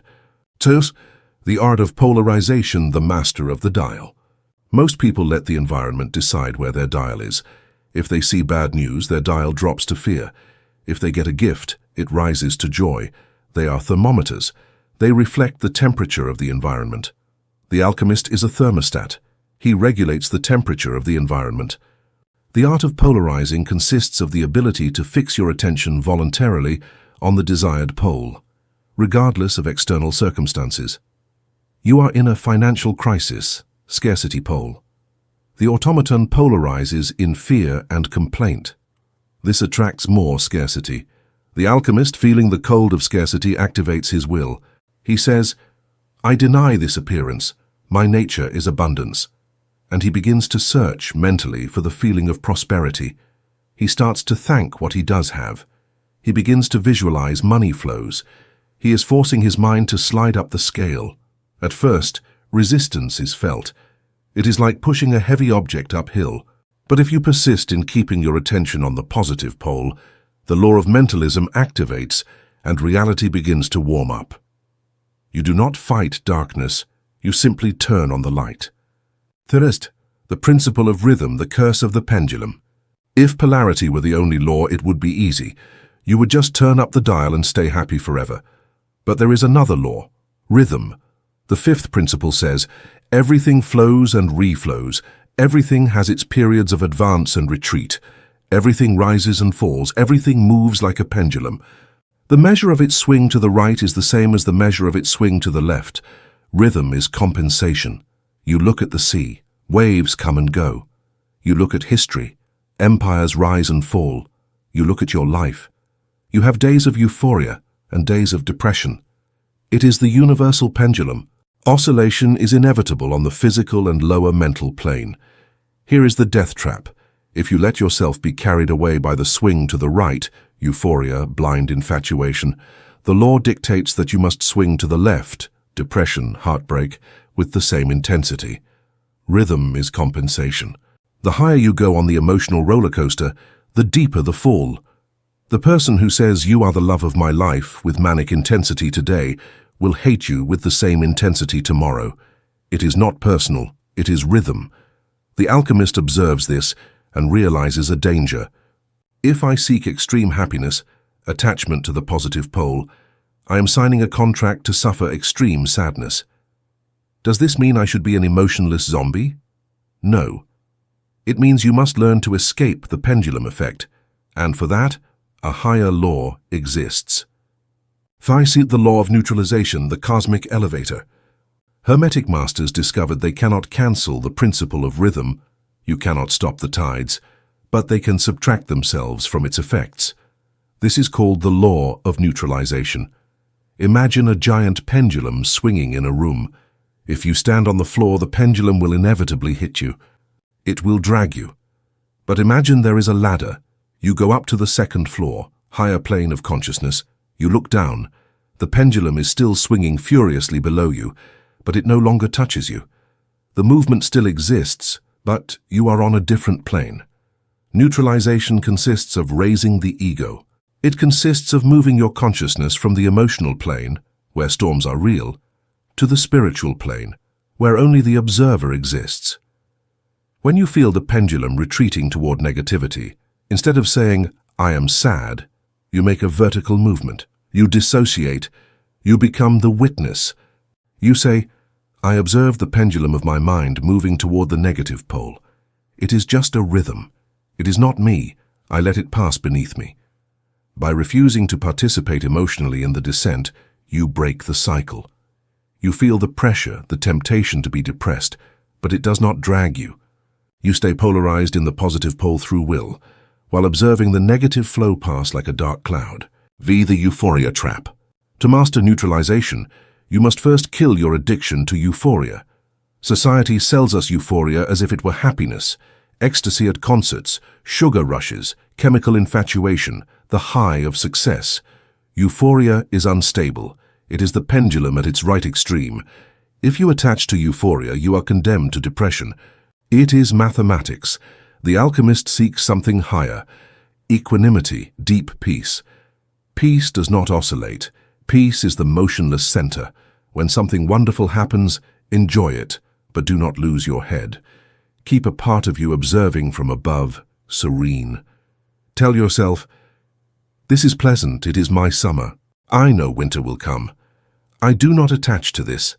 By not attaching to the positive extreme, you soften the blow of the negative extreme. The pendulum loses force. Its oscillation becomes smoother. Your life ceases to be a soap opera drama and becomes a calm navigation. By the Stoic refuge, the inner citadel. Marcus Aurelius, the Stoic emperor, practiced neutralization daily. He called it the inner citadel. He wrote, "Be like the rock against which the waves crash incessantly. It stands firm, and the foam of the waters falls asleep at its feet." In daily practice, this means developing mental firmness. When the external world enters chaos, your first instinctive reaction will be panic, rhythm. Neutralization is that magical second of veto, that moment when you breathe and say, "I refuse to let this disturb my peace." You do not deny the problem. You resolve it. You deny the disturbance. You keep your center. You act from calm, not from reaction. If you manage to stay polarized in calm when everything pushes you to chaos, you are accumulating immense magnetic power. You are proving you are stronger than the environment, and the environment will eventually calm down to match your frequency. Self-net transmuting winter, using the low cycle. Sometimes, despite your best efforts, rhythm catches you and you feel low energy. You feel introspective, melancholic, slow. The ego judges this as bad. The alchemist understands the cycles of nature. You cannot have summer all year. You need winter. Winter is not death. It is the moment when energy goes down to the roots to strengthen them. When the low cycle arrives, do not fight it. That creates friction. Use it. Accept that you are in a reflux phase. Instead of trying to conquer the world, retreat to your library, read, meditate, rest, review your plans. Transmute depression into fertile introspection. Transmute loneliness into solitude. If you respect your winter, your spring will be explosive. If you fight it by forcing fake flowers, you will exhaust your reserves. Rhythm is not your enemy. It is your recharge system. The key is consciousness. I am in winter, it is fine, I will rest and sharpen my tools. Vate, the practice of dissociation, it is raining. A powerful linguistic technique for neutralization is changing how you describe your states. Never say, "I am depressed." Identity. Say, "There is depression in the environment," or "A cloud of sadness is passing." Treat it like you treat the weather. If it rains, you don't say, "I am rain." You say, "It is raining," and you take out an umbrella. Neutralization is your umbrella. When you feel anger, say, "I notice a great load of red energy in my system. Interesting. How can I use it?" By becoming the scientist observing the phenomenon, you cease to be the victim of the phenomenon. Pain is inevitable. Suffering is optional. Neutralization eliminates suffering by removing resistance and identification. Thus, creating your own center of gravity. Most people are satellites. They revolve around the opinions of others, the news or fashion. They have no orbit of their own. The alchemist becomes a sun. He has his own gravity. To achieve this, you must define your own poles. What is the north for you? What are your non-negotiable values? If your value is truth, then even if everyone lies, you stay in the truth, polarized. You do not move. People, tired of their own oscillating chaos, will start to orbit around you. They will seek your stability. They will wonder, why does he not collapse when we are all in panic? Your stability becomes your greatest asset and your greatest service to the world. To be the firm pillar in a liquid world. Financial oscillation, a practical case. Let's apply this to money, a constant source of emotional oscillation. You earn money, euphoria, pendulum right. You spend or lose money, panic, pendulum left. You live on a cortisol roller coaster. You will never be rich this way because wealth requires a cool, stable mind to manage it. The financial alchemist applies neutralization. When he earns a lot of money, he does not impulsively buy a Ferrari the next day. He stays sober. He is grateful, but not attached. This is flow. Today it enters, tomorrow it may leave. When he loses money, he does not jump out the window. He stays sober. This is reflux. The tide has gone down. It is a good time to look for shells in the sand, opportunities, and wait for the tide to rise because it will rise by law. By neutralizing fear of poverty and greed for wealth, you enter the flow of sustained prosperity. Chapter 7, Albedo, the White Operation. The Purification of the Subconscious. You have crossed the dark night of the Nigredo. You have dismembered your old ego. You have separated the subtle from the dense with the sword of Separatio. You have dissolved your grudges with the Alkahest and learned to maintain balance in the midst of the storm with the laws of polarity and rhythm. If you were to look inside your Athanor now, you would see that the black and bubbling chaos has disappeared. The violence has ceased. The liquid in the vessel has calmed down. And slowly, while the fire remains constant, a chromatic miracle occurs. The dark matter begins to whiten. Silver crystals appear on the surface. A milky, lunar and serene light begins to emanate from the bottom. Welcome to the Albedo phase, the white work. In ancient symbology, this is the dawn after the long night. It is the rising of the full moon. It is the appearance of the White Queen. Psychologically, this represents the purification of the subconscious. You are no longer fighting your demons, because you have already integrated or dissolved them. Now you are cleaning the windows of your soul so that light can enter without distortion. Albedo is the state of recovered innocence. It is not the ignorant innocence of the child. It is the wise innocence of the master. Having known evil, he chooses purity. It is the state of tabula rasa. It is the moment when your mind stops being a junk warehouse and becomes a temple of white marble, ready to receive the presence of the spirit. The meaning of whiteness, ablutio, the washing. The central operation of the albedo is called ablutio, ablution or washing. Alchemical texts say, wash the brass, burn its impurities until it becomes silver. What does this mean for you today? It means it is not enough to stop suffering, the end of Nigredo. Now you must begin to shine. Imagine a mirror that has been buried in mud for years. In the Nigredo, you dug it up. In the Separatio, you removed the large clumps of mud. In the Alkahest, you dissolved the stubborn stains. But the mirror remains opaque, veiled by a thin layer of dust and grease. It does not reflect light. If you look at it, you see a blurred image. Albedo is the act of polishing that mirror until it is perfect. Your subconscious mind is that mirror. Its function is to reflect the will of your higher self, the sun, toward the material world. If your subconscious is dirty with subtle limiting beliefs, doubts, and mediocre habits, the projection of your life will be blurred and grey. Ablutio is mental hygiene taken to excellence.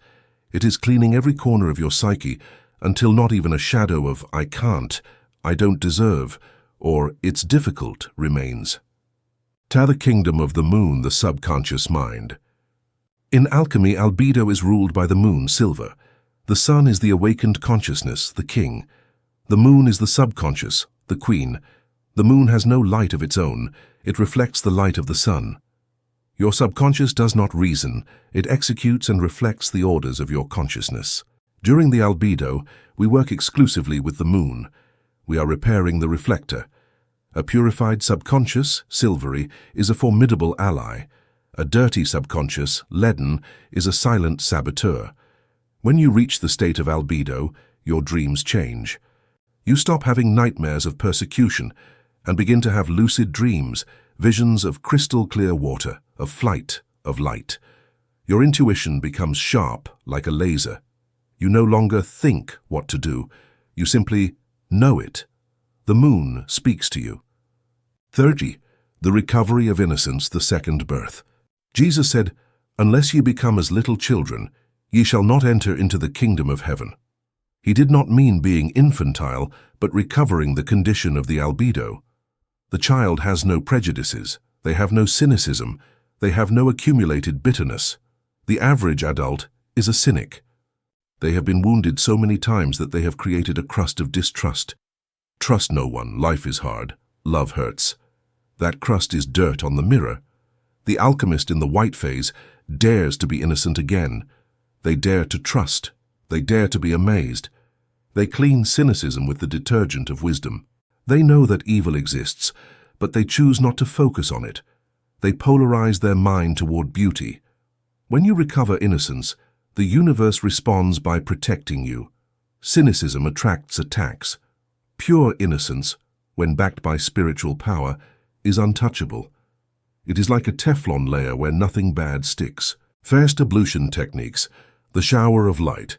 How do we wash the mind? We do not use soap and water. We use light and vibration. Here is the operative technique for the albedo. 1. White light visualization. Every morning before getting up, visualize a waterfall of purest white light, almost blinding, falling upon you. Feel it entering through your crown and washing your neurons. Visualize that light descending through your spine, entering your organs, cleaning your cells of the memory of the past. Feel that light sweeping away the grey dust of apathy and doubt and expelling it through the soles of your feet into the earth. Repeat, I am purification. I am clarity. My mind is a clean mirror. 2. Mental fasting. Silence. Just as physical fasting cleans the body of toxins, fasting from words cleans the subconscious. Practice periods of absolute silence. Turn off the phone. Do not read. Do not speak. Only observe nature or a white wall. At first, your mind will scream seeking distraction. After a while, it will surrender. In that stillness, the sediment falls to the bottom and the water of the mind becomes clear. 3. Memory rewriting. Advanced revision. In the Albedo, we use the revision technique again, but with a nuance. We no longer just erase the trauma, we insert beauty. If you had a poor childhood, imagine art and music in your home. Fill the gaps with high-vibration images. You are furnishing the white temple. V. Sublimation, raising the vapor. Another key operation of the Albedo is sublimation. In chemistry, sublimating is passing a substance from a solid state to a gaseous state without passing through the liquid. In mental alchemy, it is raising a low impulse to a high expression. You have an impulse of anger, solid red. Instead of repressing it, storing it, or expressing it violently, striking, you sublimate it. You use that fire energy to clean your house with fury, to write a powerful manifesto, to run to the limit. You convert aggressiveness into determination. You convert raw sexual lust into artistic or mystical creativity. You convert envy into admiration and inspiration. Sublimation is the filter that turns mud into a cloud. The white alchemist does not deny his animal instincts. He refines them. He makes his inner animal elegant, not beastly. 5. Virtues as vibratory states. Religion speaks of virtues as moral rules. Alchemy speaks of virtues as wave frequencies. Patience, humility, generosity, and temperance are not duties. They are states of high energy efficiency. In the Albedo, we cultivate these virtues because they stabilize the whiteness. Humility. It is not feeling less. It is the capacity to learn from everything. It is having the cup empty so it can be filled. The proud man has a cup full of his own ego. He cannot receive light. Patience. It is synchronization with divine time. It is knowing that the seed is growing even if you don't see it. Temperance. It is the balance of mixtures. It is not being extremist. Keeping the Athanor at a constant temperature. During the Albedo, practice one virtue per week. This week, I am patience. And at every delay, breathe white light and smile. You are polishing the mirror. 7. The silver of intelligence, mental clarity. The direct result of the Albedo is a supernatural mental clarity. Confusion disappears. You stop doubting. You see things as they are, not as your fears told you they were. You develop cold intelligence. Silver. It is not emotional coldness, lack of love, but analytical coldness, lack of distortion. You can analyze a complex problem and see the solution in seconds. You can read people and know their intentions without them speaking. It is the power of the full moon illuminating the forest. Nothing is hidden. Many great scientists and strategists operated from the Albedo level. It is the realm of the higher mind, clean of the low passions of the animal ego. It is the ideal state to study, plan, and design the life you want. In the Nigredo, you destroyed the shack. In the Albedo, you are drawing the plans of the palace with a silver pencil on white paper. Fate. The danger of the white lady, spiritual narcissism. Careful. Every phase has its trap, and the trap of the Albedo is seductive and dangerous. It is called spiritual pride or the white lady complex. By feeling so clean, so pure, and so above your old dramas, you can fall into the temptation of feeling superior to others. You begin to look at normal people with disdain or arrogant pity. You become an untouchable saint. You lock yourself in your ivory tower. I am light. I do not mix with that low vibration. This is a fatal error. If you fall here, your whiteness freezes. It becomes sterile ice, you become rigid and solitary. True albedo includes warmth. True purity does not fear dirt, because it knows it can clean it. Jesus touched lepers. He did not flee from them. If you feel too good for the world, you have failed the test of albedo. You must remember that your whiteness is only a reflection of the light of the all. Keep humility. Thysi preparation for the wedding, the bride. In allegorical mysticism, the albedo is the preparation of the bride. Your soul, psyche, has bathed, perfumed itself, and dressed in white linen. For what? To wait for the groom. Who is the groom? The spirit, the fire, the red king. Albedo, on its own, is beautiful, but it is passive. It is lunar. It is cold. You have purity, but you lack power. You have the architect's plan, but you lack the energy to lay the bricks. You have the clean mirror, but you lack the sun to reflect in it with burning force. Many people get stuck in spiritual albedo. They are very peaceful and zen, but manifest nothing in the world. The alchemist does not want to be a plaster saint. He wants to be a living creator. For that, the whiteness must be fecundated by the redness. The moon must embrace the sun. Purity must unite with passion. Crystallized imagination, the power of vision. Before moving to the red, we must use the white for one last task, the crystallization of the vision. Now that your mind is clean, what you imagine will be recorded with high-resolution definition. In the Nigredo, you imagined from fear. In the Albedo, you imagine from clarity. Sit in your white workshop. Visualize your desire. Now that there is no noise on the line, the image is perfect. You see the details. You see the colors. You feel the reality of that image with a cold and silver certainty. You know it is possible. There is no doubt to fog the glass. This sharp image is the perfect mold. It is the silver chalice where we will pour the lion's blood, the vital energy, in the next phase. Build your vision now. Make it beautiful. Make it noble. Do not ask for trifles. A perfect mirror deserves to reflect stars, not cheap candles. Design a life of greatness. Chapter 8. The Secret Fire. Sexual and creative energy as fuel. You have cleaned the temple. Your subconscious, albedo, is now an immaculate hall of mirrors, bright and serene. You have attained peace of mind, clarity, and innocence. But if you are honest with yourself, you will notice that something is missing. The temple is beautiful, yes, but it is cold. It is like a palace of ice. Perfect, static, and silent. You have the structure to hold the power, but you do not have the power moving through the structure. You have the world's most perfect Formula One car, with the bodywork polished and the driver, observer, sitting at the wheel, but the gas tank is empty. To reach the Rubedo, you need heat. You need friction. You need passion. The ancient alchemists spoke in whispers of a hidden ingredient, deliberately omitted from public texts, so as not to put nuclear weapons in the hands of children. They called it the secret fire, or the sulfur of the philosophers. They said, "Our fire is not the vulgar fire that burns wood. It is a fire that does not burn but vivifies." What is this fire?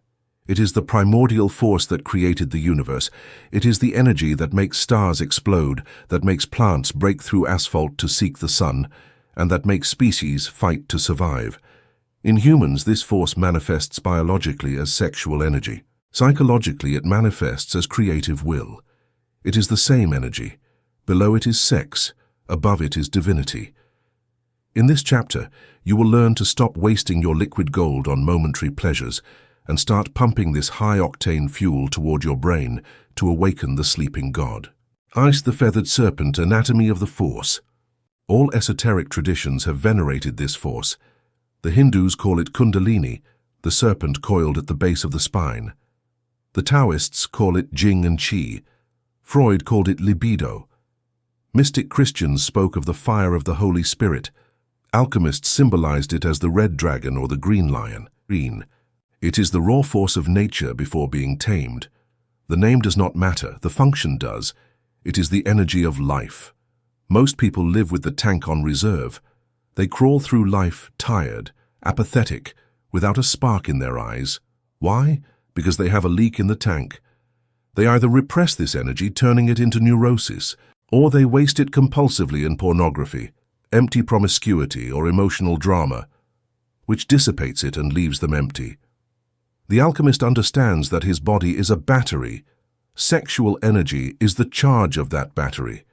If you learn to conserve that charge and direct it upward, you become a genius. This is not a metaphor. It is occult physiology. Sexual transmutation is the secret behind almost all the great conquerors, artists, inventors, and mystics in history. Napoleon Hill dedicated an entire chapter to this in Think and Grow Rich, calling it The Mystery of Sex Transmutation. 2. The taboo and the leak closing the tap. We live in a hypersexualized but deeply ignorant society about sex. We are sold sex as a consumer product, as quick stress relief, as a drug. This is an alchemical tragedy. Every time you use your sexual energy to vent or out of boredom, you are throwing gold dust in the trash. You are using rocket fuel to light a cheap campfire. The first step to lighting the secret fire is conservation. You must close the leaks. This does not necessarily imply celibacy, but it does imply sexual consciousness. You must stop watching pornography. Pornography is an energy vampire. It tricks your brain into wasting its life force on dead pixels, creating creative impotence. You must stop having mechanical sex, without love or connection. That kind of exchange lowers your vibration, mixes you with the psychic filth of the other, and leaves you exhausted, the famous post-coitum sadness. The alchemist treats his sexual energy as sacred. He only shares it when there is a soul connection. When you stop spilling your energy, the level in the tank rises. You start to feel internal pressure. That pressure is good. It is steam accumulating in the boiler. Most people get scared of that pressure and run to relieve themselves. Not you. You hold the pressure. You use it to move the turbine of your visualization. 3. Sublimation, the spinal elevator. The key operation of this chapter is sublimation. In physics, to sublimate is to pass from a solid to a gaseous state. In alchemy, it is to raise the frequency of energy. Sexual energy is dense and heavy in the genitals. It seeks survival and reproduction. If you raise it to the heart, it becomes love and courage. If you raise it to the throat, it becomes the creative word. If you raise it to the brain, pineal gland, third eye, it becomes enlightenment and prophetic vision. It is the same electricity, only the bulb it lights changes. How is it raised? Through attention and breathing. Energy flows where attention goes. If your attention is on erotic fantasy, the energy goes down and seeks physical exit. If your attention is on your life project, your art, or your desire for freedom, the energy rises and seeks creative exit. When you feel the fire, arousal, desire, restlessness, 1. Do not judge it as dirty. It is pure God. Do not expel it immediately. Sit down, breathe deeply. Visualize that energy as a red or golden liquid. With each inhalation, imagine you suck that liquid from the base of your spine upward, vertebra by vertebra, until it reaches your brain. Feel your head fill with light. Feel your mind become sharp, bright, and powerful. Now direct that mental laser beam toward your goal, your business, your health, your solution. You are making love to your idea. You are fecundating your thought with your vital potency. A thought charged with sexual energy becomes magnetic, irresistible. It attracts coincidences like a powerful magnet. Creativity is a daughter of sex. The word genius and the word genital share the same etymological root, gen, to beget, create. You cannot be a genius if your genitals are energetically dead or disconnected from your brain. Creativity is the sexual act of the mind. The artist who paints a picture passionately is channeling the same force as the lover. The entrepreneur building an empire is sublimating his impulse of conquest and expansion toward the market. If you feel creatively blocked, if you lack ideas or motivation, it is a sexual problem. Your libido is stagnant or dissipated. The cure is not to think more. It is to reactivate your fire. Do intense exercise, dance, connect with your body, feel your desire. And then take that desire to the canvas, the paper, or the business plan. You will see that your creations acquire a vibration that makes them attractive to others. People are attracted to works of art or leaders who have it. That it is transmuted sexual charisma. It is the glow, it is personal magnetism. Repression versus transmutation. The danger of the pressure cooker. I must make a crucial warning. Sublimating is not repressing. Religion taught repression. Desire is bad. Cut it, deny it, punish it. This is disastrous. If you plug the outlet of a pressure cooker and keep applying fire, the pot explodes. Repression creates perversions, neurosis, violence, and disease. The demon comes out another way. Priests who repress their sexuality often end up in horrible scandals because the energy, not being elevated consciously, rots in the basement. The alchemist does not deny desire. He accepts and redirects it. He says, I feel an immense desire, how wonderful. I have so much energy. I am not going to deny it. I will use it. Instead of spending it on 5 minutes of pleasure, I will invest it in 5 hours of inspired writing. It is a conscious choice, not a prohibition based on fear. Transmutation feels expansive and empowering. Repression feels contractive and painful. If it hurts, you are repressing. Sigh the elixir of long life, rejuvenation. Alchemists sought the elixir of youth. They discovered that the secret fire has regenerative properties. Sexual energy is energy for growth and cellular repair. When you conserve it and circulate it through the body, the Taoists' microcosmic orbit, it nourishes the organs, the skin, and the brain. Observe people who live passionately, who have a burning purpose, who sublimate their libido into a mission. They seem not to age. They have a glow in their eyes until they are 90. Observe people who have given up passion or wasted their life in vice. They dry up, they turn grey, they fade out. The secret fire is the source of inner youth. It keeps your endocrine hormonal system optimized. It keeps your immune system aggressive and strong. For the alchemist, his body is the temple of the fire. He cares for it not out of vanity, but so the furnace does not break from the heat of the energy he handles. 7. Internal polarity, the sacred marriage. Your sexual energy also helps you balance your internal polarities, masculine, feminine. We all have both energies, regardless of our physical gender. Masculine energy, electric. It is projective, penetrating, logical, giving. It is fire. Feminine energy, magnetic. It is receptive, intuitive, gestating.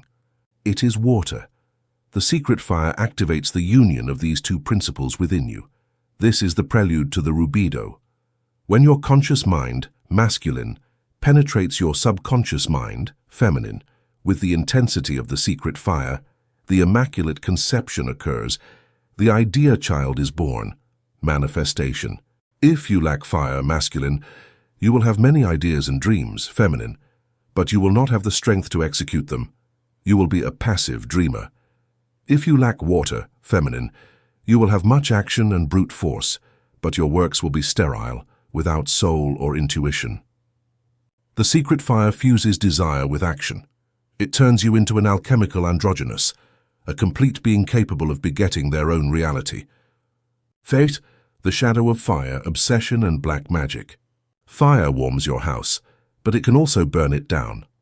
Sexual energy is dangerous if it is not purified by the albedo, the previous phase. If you try to awaken the secret fire while your mind is still full of selfishness or hatred, you will create a monster. You will empower your flaws. You will become a black magician, someone who uses their magnetic power to manipulate, seduce, and destroy others for their own benefit. Sexual charisma without ethics is the mark of the psychopath and the dictator. They attract the masses, but lead them to the abyss. This is why Albedo must come before Rubedo. Never use the secret fire to dominate the will of another person. Use it only to dominate yourself and to create beauty and freedom. The law of karma is relentless with those who abuse the sacred fire. They burn themselves. So if you were to practice the breath of fire, here is a basic technique to awaken and direct the fire when you feel lethargic or scattered. 1. Sit with your back straight. Close your eyes. 2. Bring your attention to the perineum, base of the spine. Lightly contract the muscles of that area. 3. Inhale deep and fast through the nose, pulling the fire up. Hold the air for a few seconds while you visualize the fire lighting up your brain, center of the head. 5. Exhale gently, imagining the light distributing through your body. Repeat this for 5 or 10 minutes. You will feel heat. You will feel an electric tingling. Your vision will clear. Your voice will resonate. That is the state of ignition. In that state, write your goals. In that state, make the difficult call. In that state, visualize your success. You are operating with the nuclear reactor turned on. X. Desire as a compass. Many spiritual people try to kill desire. They say, my desire is the cause of suffering, misinterpreting the Buddha. Neurotic desire, attachment, causes suffering, but pure desire, will, is the cause of life. God desired to experience and created the universe. Your desire is the voice of God knocking. Do not kill your desires, purify them, elevate them. If you desire money, do not desire it out of greed, fear. Desire it for freedom and the capacity to give, love. If you desire a partner, do not desire it out of loneliness. Desire it to share your fullness. The secret fire helps you distinguish soul from ego. The desire of the soul burns constant and quiet. The whim of the ego burns furious and dies out fast. Follow your fire. That which makes you passionate, that which excites you, intellectually and vitally, is your path. Follow your bliss, said Joseph Campbell. Your libido is your compass. It indicates where there is energy available for you. Chapter 9, Rubedo, the Red Operation, the chemical wedding between mind and heart. You have come a long way through darkness and light. You survived the putrefaction of the Nigredo, where your old ego died. You purified your spirit in the silver bath of the Albedo, reaching clarity and innocence. You awakened the vital energy in the previous chapter, lighting the secret fire in your spine. Now you look inside the Athanor and see something extraordinary. The immaculate and cold whiteness of the previous phase begins to change. The heat of the secret fire is acting upon the purity of the mind. Streaks of saffron appear, then orange, and finally, a deep and intense purple-red, like arterial blood. Welcome to the Rubedo, the red work. It is the final phase, it is the coronation. In ancient symbology, it is represented as the sacred marriage, hieros gamos, or the chemical wedding.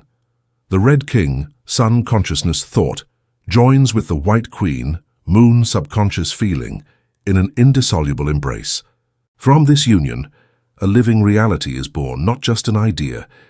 It is the moment when the word becomes flesh. Until now, you have been an architect drawing perfect plans on white paper, Albedo. But you cannot live in a blueprint. You need bricks, blood, and life. Rubedo is the act of embodying your vision. It is bringing heaven down to earth. It is moving from knowing the truth to being the truth. Prepare yourself, for this phase requires a different courage. It is not the courage of facing monsters, but the courage to endure the intensity of God, living inside your own skin. The original divorce human schizophrenia. To understand the magnitude of the chemical wedding, we must first diagnose humanity's disease, the psychic divorce. Most human beings live in a state of internal civil war.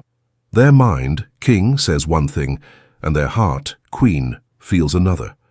The mind wants abundance, but the heart feels fear and lack. When the king and queen are divorced, your life is chaos. The mind emits an electrical frequency, thought, and the heart emits a magnetic frequency, emotion. If these are opposite, they cancel each other out. This is destructive interference. You hit the gas with the mind and the brakes with the heart. This divorce is the cause of all unanswered prayers and failed manifestations. You can visualize for hours, but if you do not feel the reality of it in your gut, Rubedo, the image remains a sterile ghost. Rubedo is the reconciliation. It is making thought and emotion make love instead of war. Todin, the royal archetypes, the sun and the moon. Let's meet the couple of this mystic wedding. They are universal principles within you. The Red King, sulfur, sun conscious.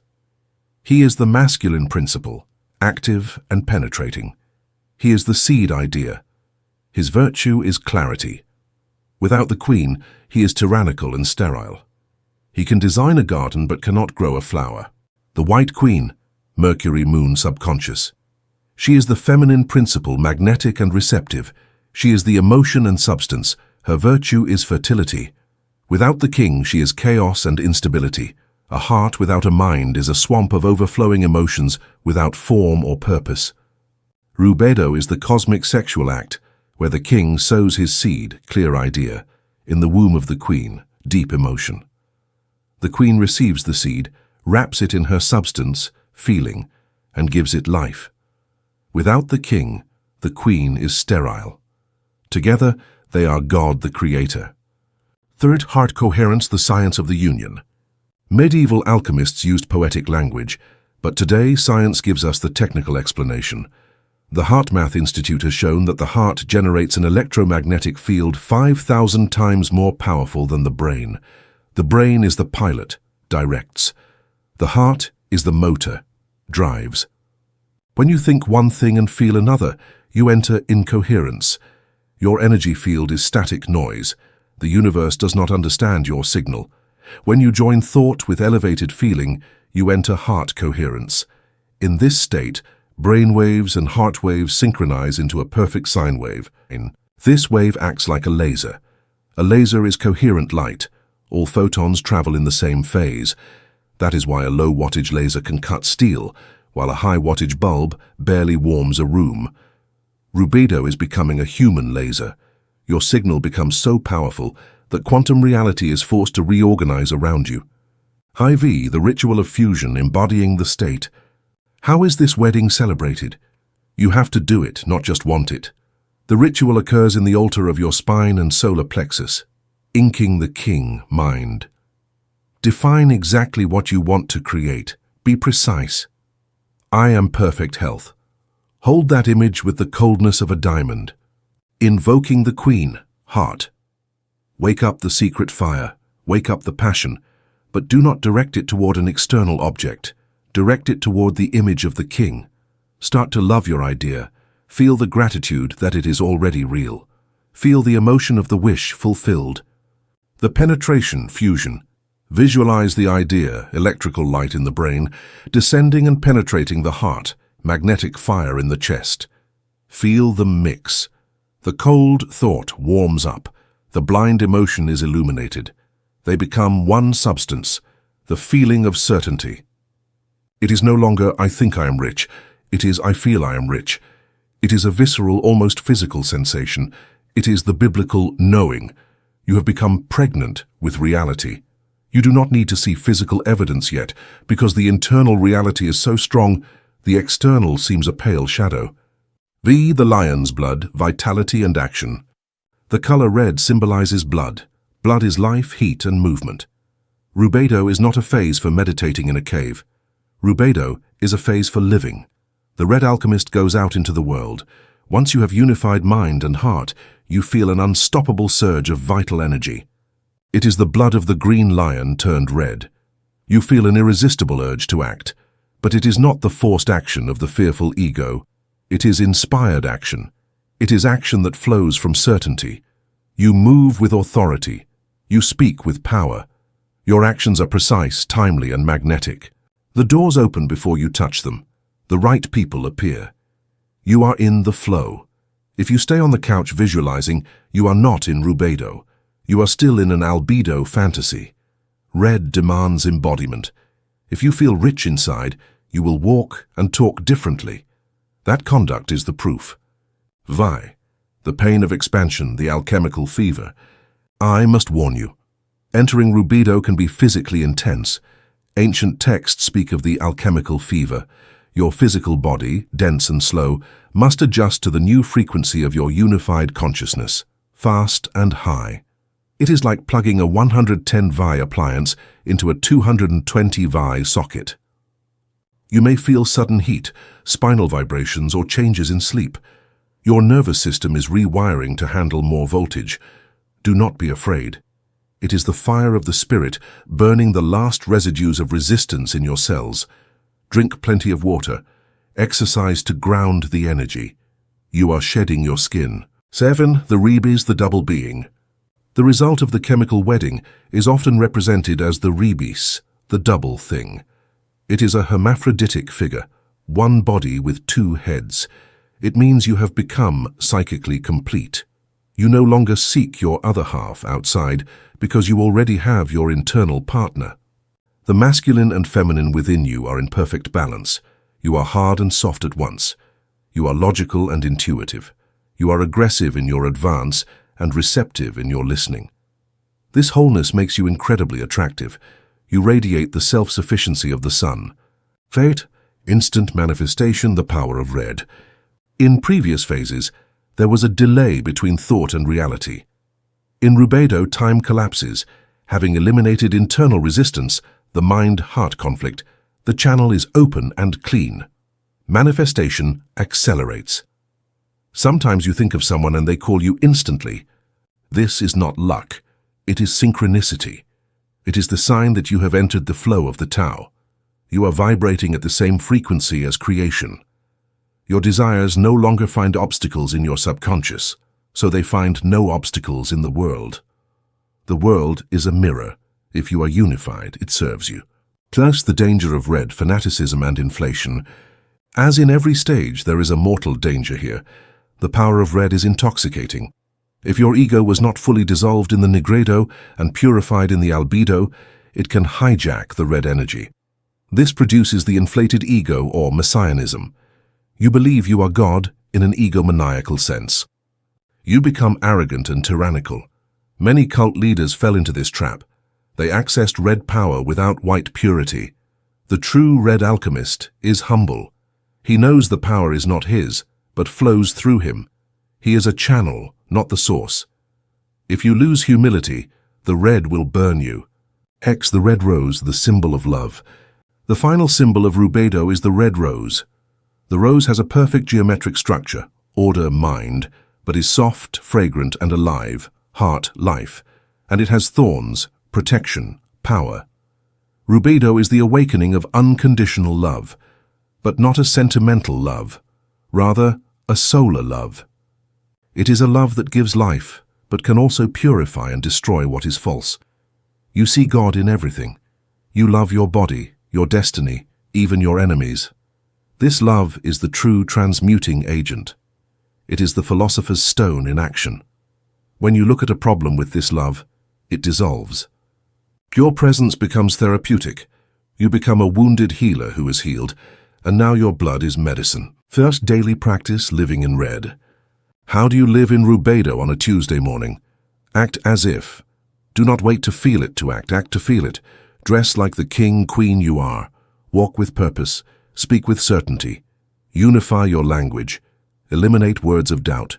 Use red words. I am, I do, I decide. Passion in the small things. Do everything with intensity.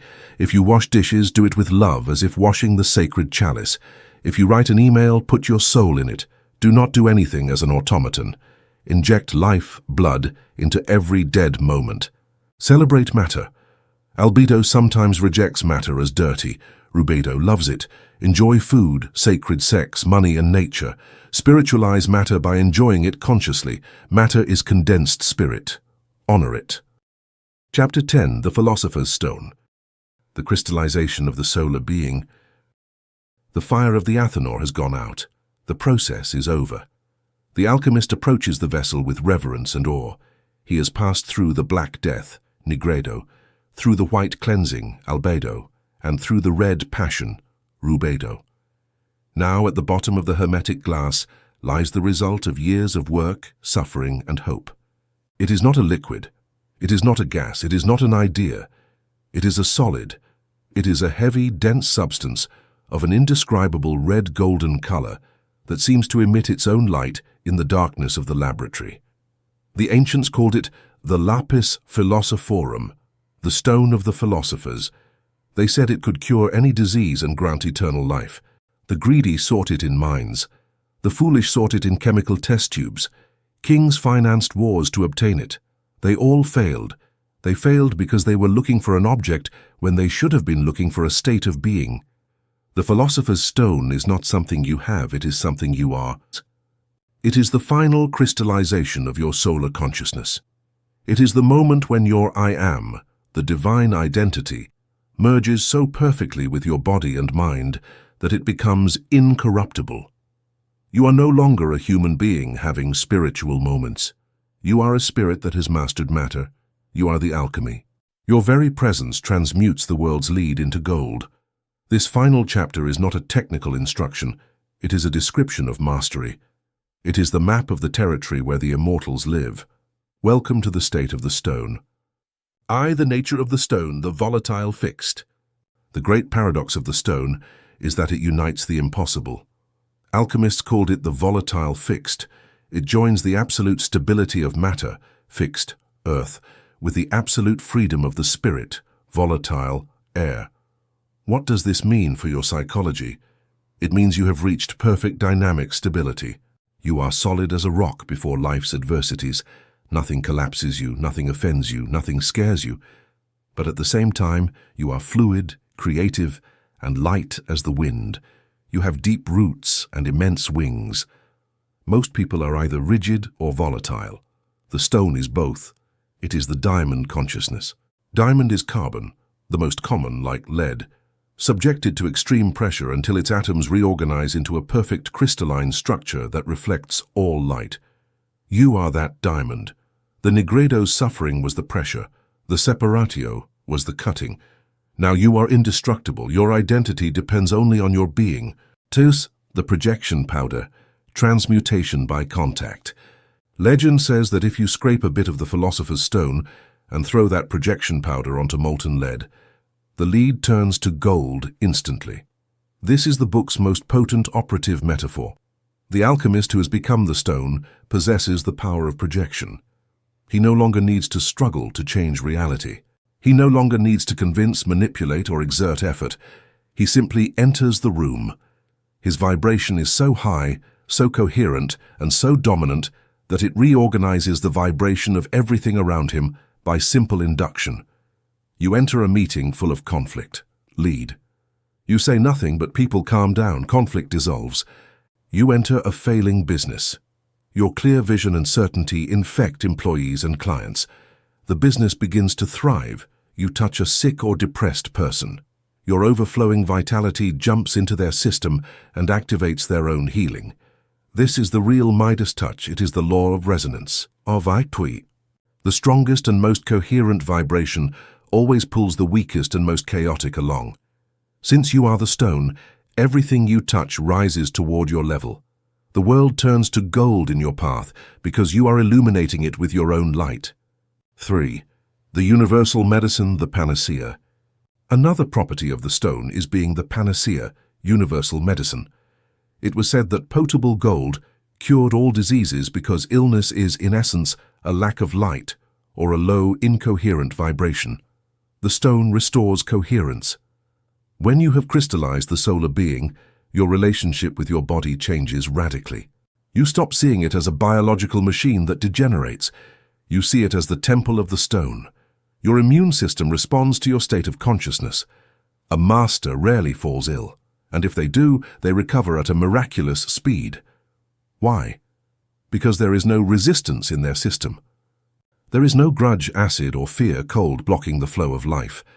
Energy flows freely, repairing tissues and ordering cells. Moreover, you become a medicine for others. Your word heals, your gaze heals. People seek your company because they feel better when they are with you. Your very existence is the therapy. Fear the immortality of consciousness, defeating Saturn. Saturn, lead, time, death, was the enemy at the beginning of the work. Now Saturn has been absorbed by the sun. The alchemist who possesses the stone has conquered death. It does not mean your physical body won't die one day. It means you have lost the fear of death, and by losing that fear you have conquered life. You know with a certainty beyond religious faith that you are not the body. You are the observer, the fire, the stone. You know that death is only a final separatio, a change of state, like ice turning to vapor. This lack of fear gives you a terrifying freedom. You cannot be blackmailed, you cannot be threatened. What can they do to you? Kill you. They would only free you, take your things. You are not your things, you live with the carefreeness of an immortal. You play the game of life with passion, but without the desperation of one who believes time is running out. You live in the eternal now. Each moment is complete. V. The solar being, the crowned king. In alchemical engravings, the final phase shows a crowned king, dressed in red and gold, holding an orb and a scepter. This symbolizes sovereignty. The solar being is a sovereign. He is no longer a victim of circumstances. He blames no one. He assumes total responsibility for his universe. The solar being is self-luminous. The moon, subconscious, needs the sun to illuminate it. The sun needs nothing. He is the source. The alchemist no longer seeks love outside. He is love and radiates it. He no longer seeks approval. He approves of himself. He no longer seeks God. He expresses God. This energetic self-sufficiency is the mark of the stone. You are not an energy vampire needing attention or drama to feel alive. You are a sun. You give heat without asking for anything in return, simply because it is your nature to shine. And paradoxically, because you ask for nothing and give everything, the universe returns everything multiplied. The sun attracts all planets. First, the adept's responsibility, silence. With power comes responsibility. The first duty of the adept who possesses the stone is silence. To know, to will, to dare, and to be silent. Why silent? Because the stone is precious and the world is full of thieves, immature egos. If you go around shouting, "I am God," the world will attack or ridicule you. You will waste your energy defending yourself or showing off. The ego shows off. The solar being shines in silence. The true master is discreet. He may look like an ordinary man or woman. He works, pays taxes, and tends his garden. He does not wear strange robes or speak in riddles, but look into his eyes. You will see the depth of the abyss and the light of the star. If you are near him, you will feel peace. He operates behind the veil. He changes reality without anyone realizing it was him. He casts his projection powder over his city, family, and work, healing the world incognito. He is the secret agent of divinity. Seventh, potable gold, material abundance. And what about money? For the possessor of the stone, poverty is a vibratory impossibility. The state of consciousness of the stone is a state of absolute fullness. There is no lack in the sun. Therefore, material reality must reflect that fullness. Money flows to the alchemist without agonizing effort, not because he pursues it with greed, but because his vibration of value is so high that the world rushes to pay him for his presence, ideas, or service. But here is the difference. The alchemist does not need the gold. He enjoys it, uses it, and circulates it, but he does not worship it. Physical gold is only the pale reflection of his inner gold. If he lost all his money tomorrow, he would not lose his stone. In a short time, he would generate wealth again because the gold-making machine, his crystallized mind, remains intact. It is the difference between having golden eggs and being the goose. Fate, the final test, the temptation to stop. Even at this final stage, there is one last test, the temptation to remain in ecstasy. The temptation to withdraw from the world and live in a cave of eternal happiness, ignoring the suffering of humanity. This would be a selfish nirvana. It would be turning the stone into a luxury paperweight. The true philosopher's stone must be used. The alchemist's purpose is not to flee the world, but to transmute the world. Like the bodhisattva who refuses to enter nirvana until the last being is freed, the alchemist returns to the marketplace. He returns to the mud, but now with the ability to turn mud into light. His final mission is service, using his power, money, and energy to help others light their own furnaces, helping others find their prima materia and start their own work. You don't give them the stone, you give them the map, you give them the example, you give them hope. You become a catalyst. First, incorruptibility. The diamond does not stain. The final quality of the stone is that it does not stain. You can throw a diamond into the mud, and it remains a diamond. Wash it, and it will shine just as bright. The alchemist can walk through the darkest places of society, surrounded by negativity and hate, and remain unaffected. His aura is an impenetrable shield. His compassion is so strong it dissolves negativity before it can touch him. You no longer need to protect yourself from evil. Light does not need to protect itself from darkness. Darkness flees from light. Where you enter, darkness ceases to exist. This is supreme security. You are the cure. Life as art, the great work continues. Although the book ends, alchemy never ends. The Philosopher's Stone is not a static endpoint, it is a new beginning.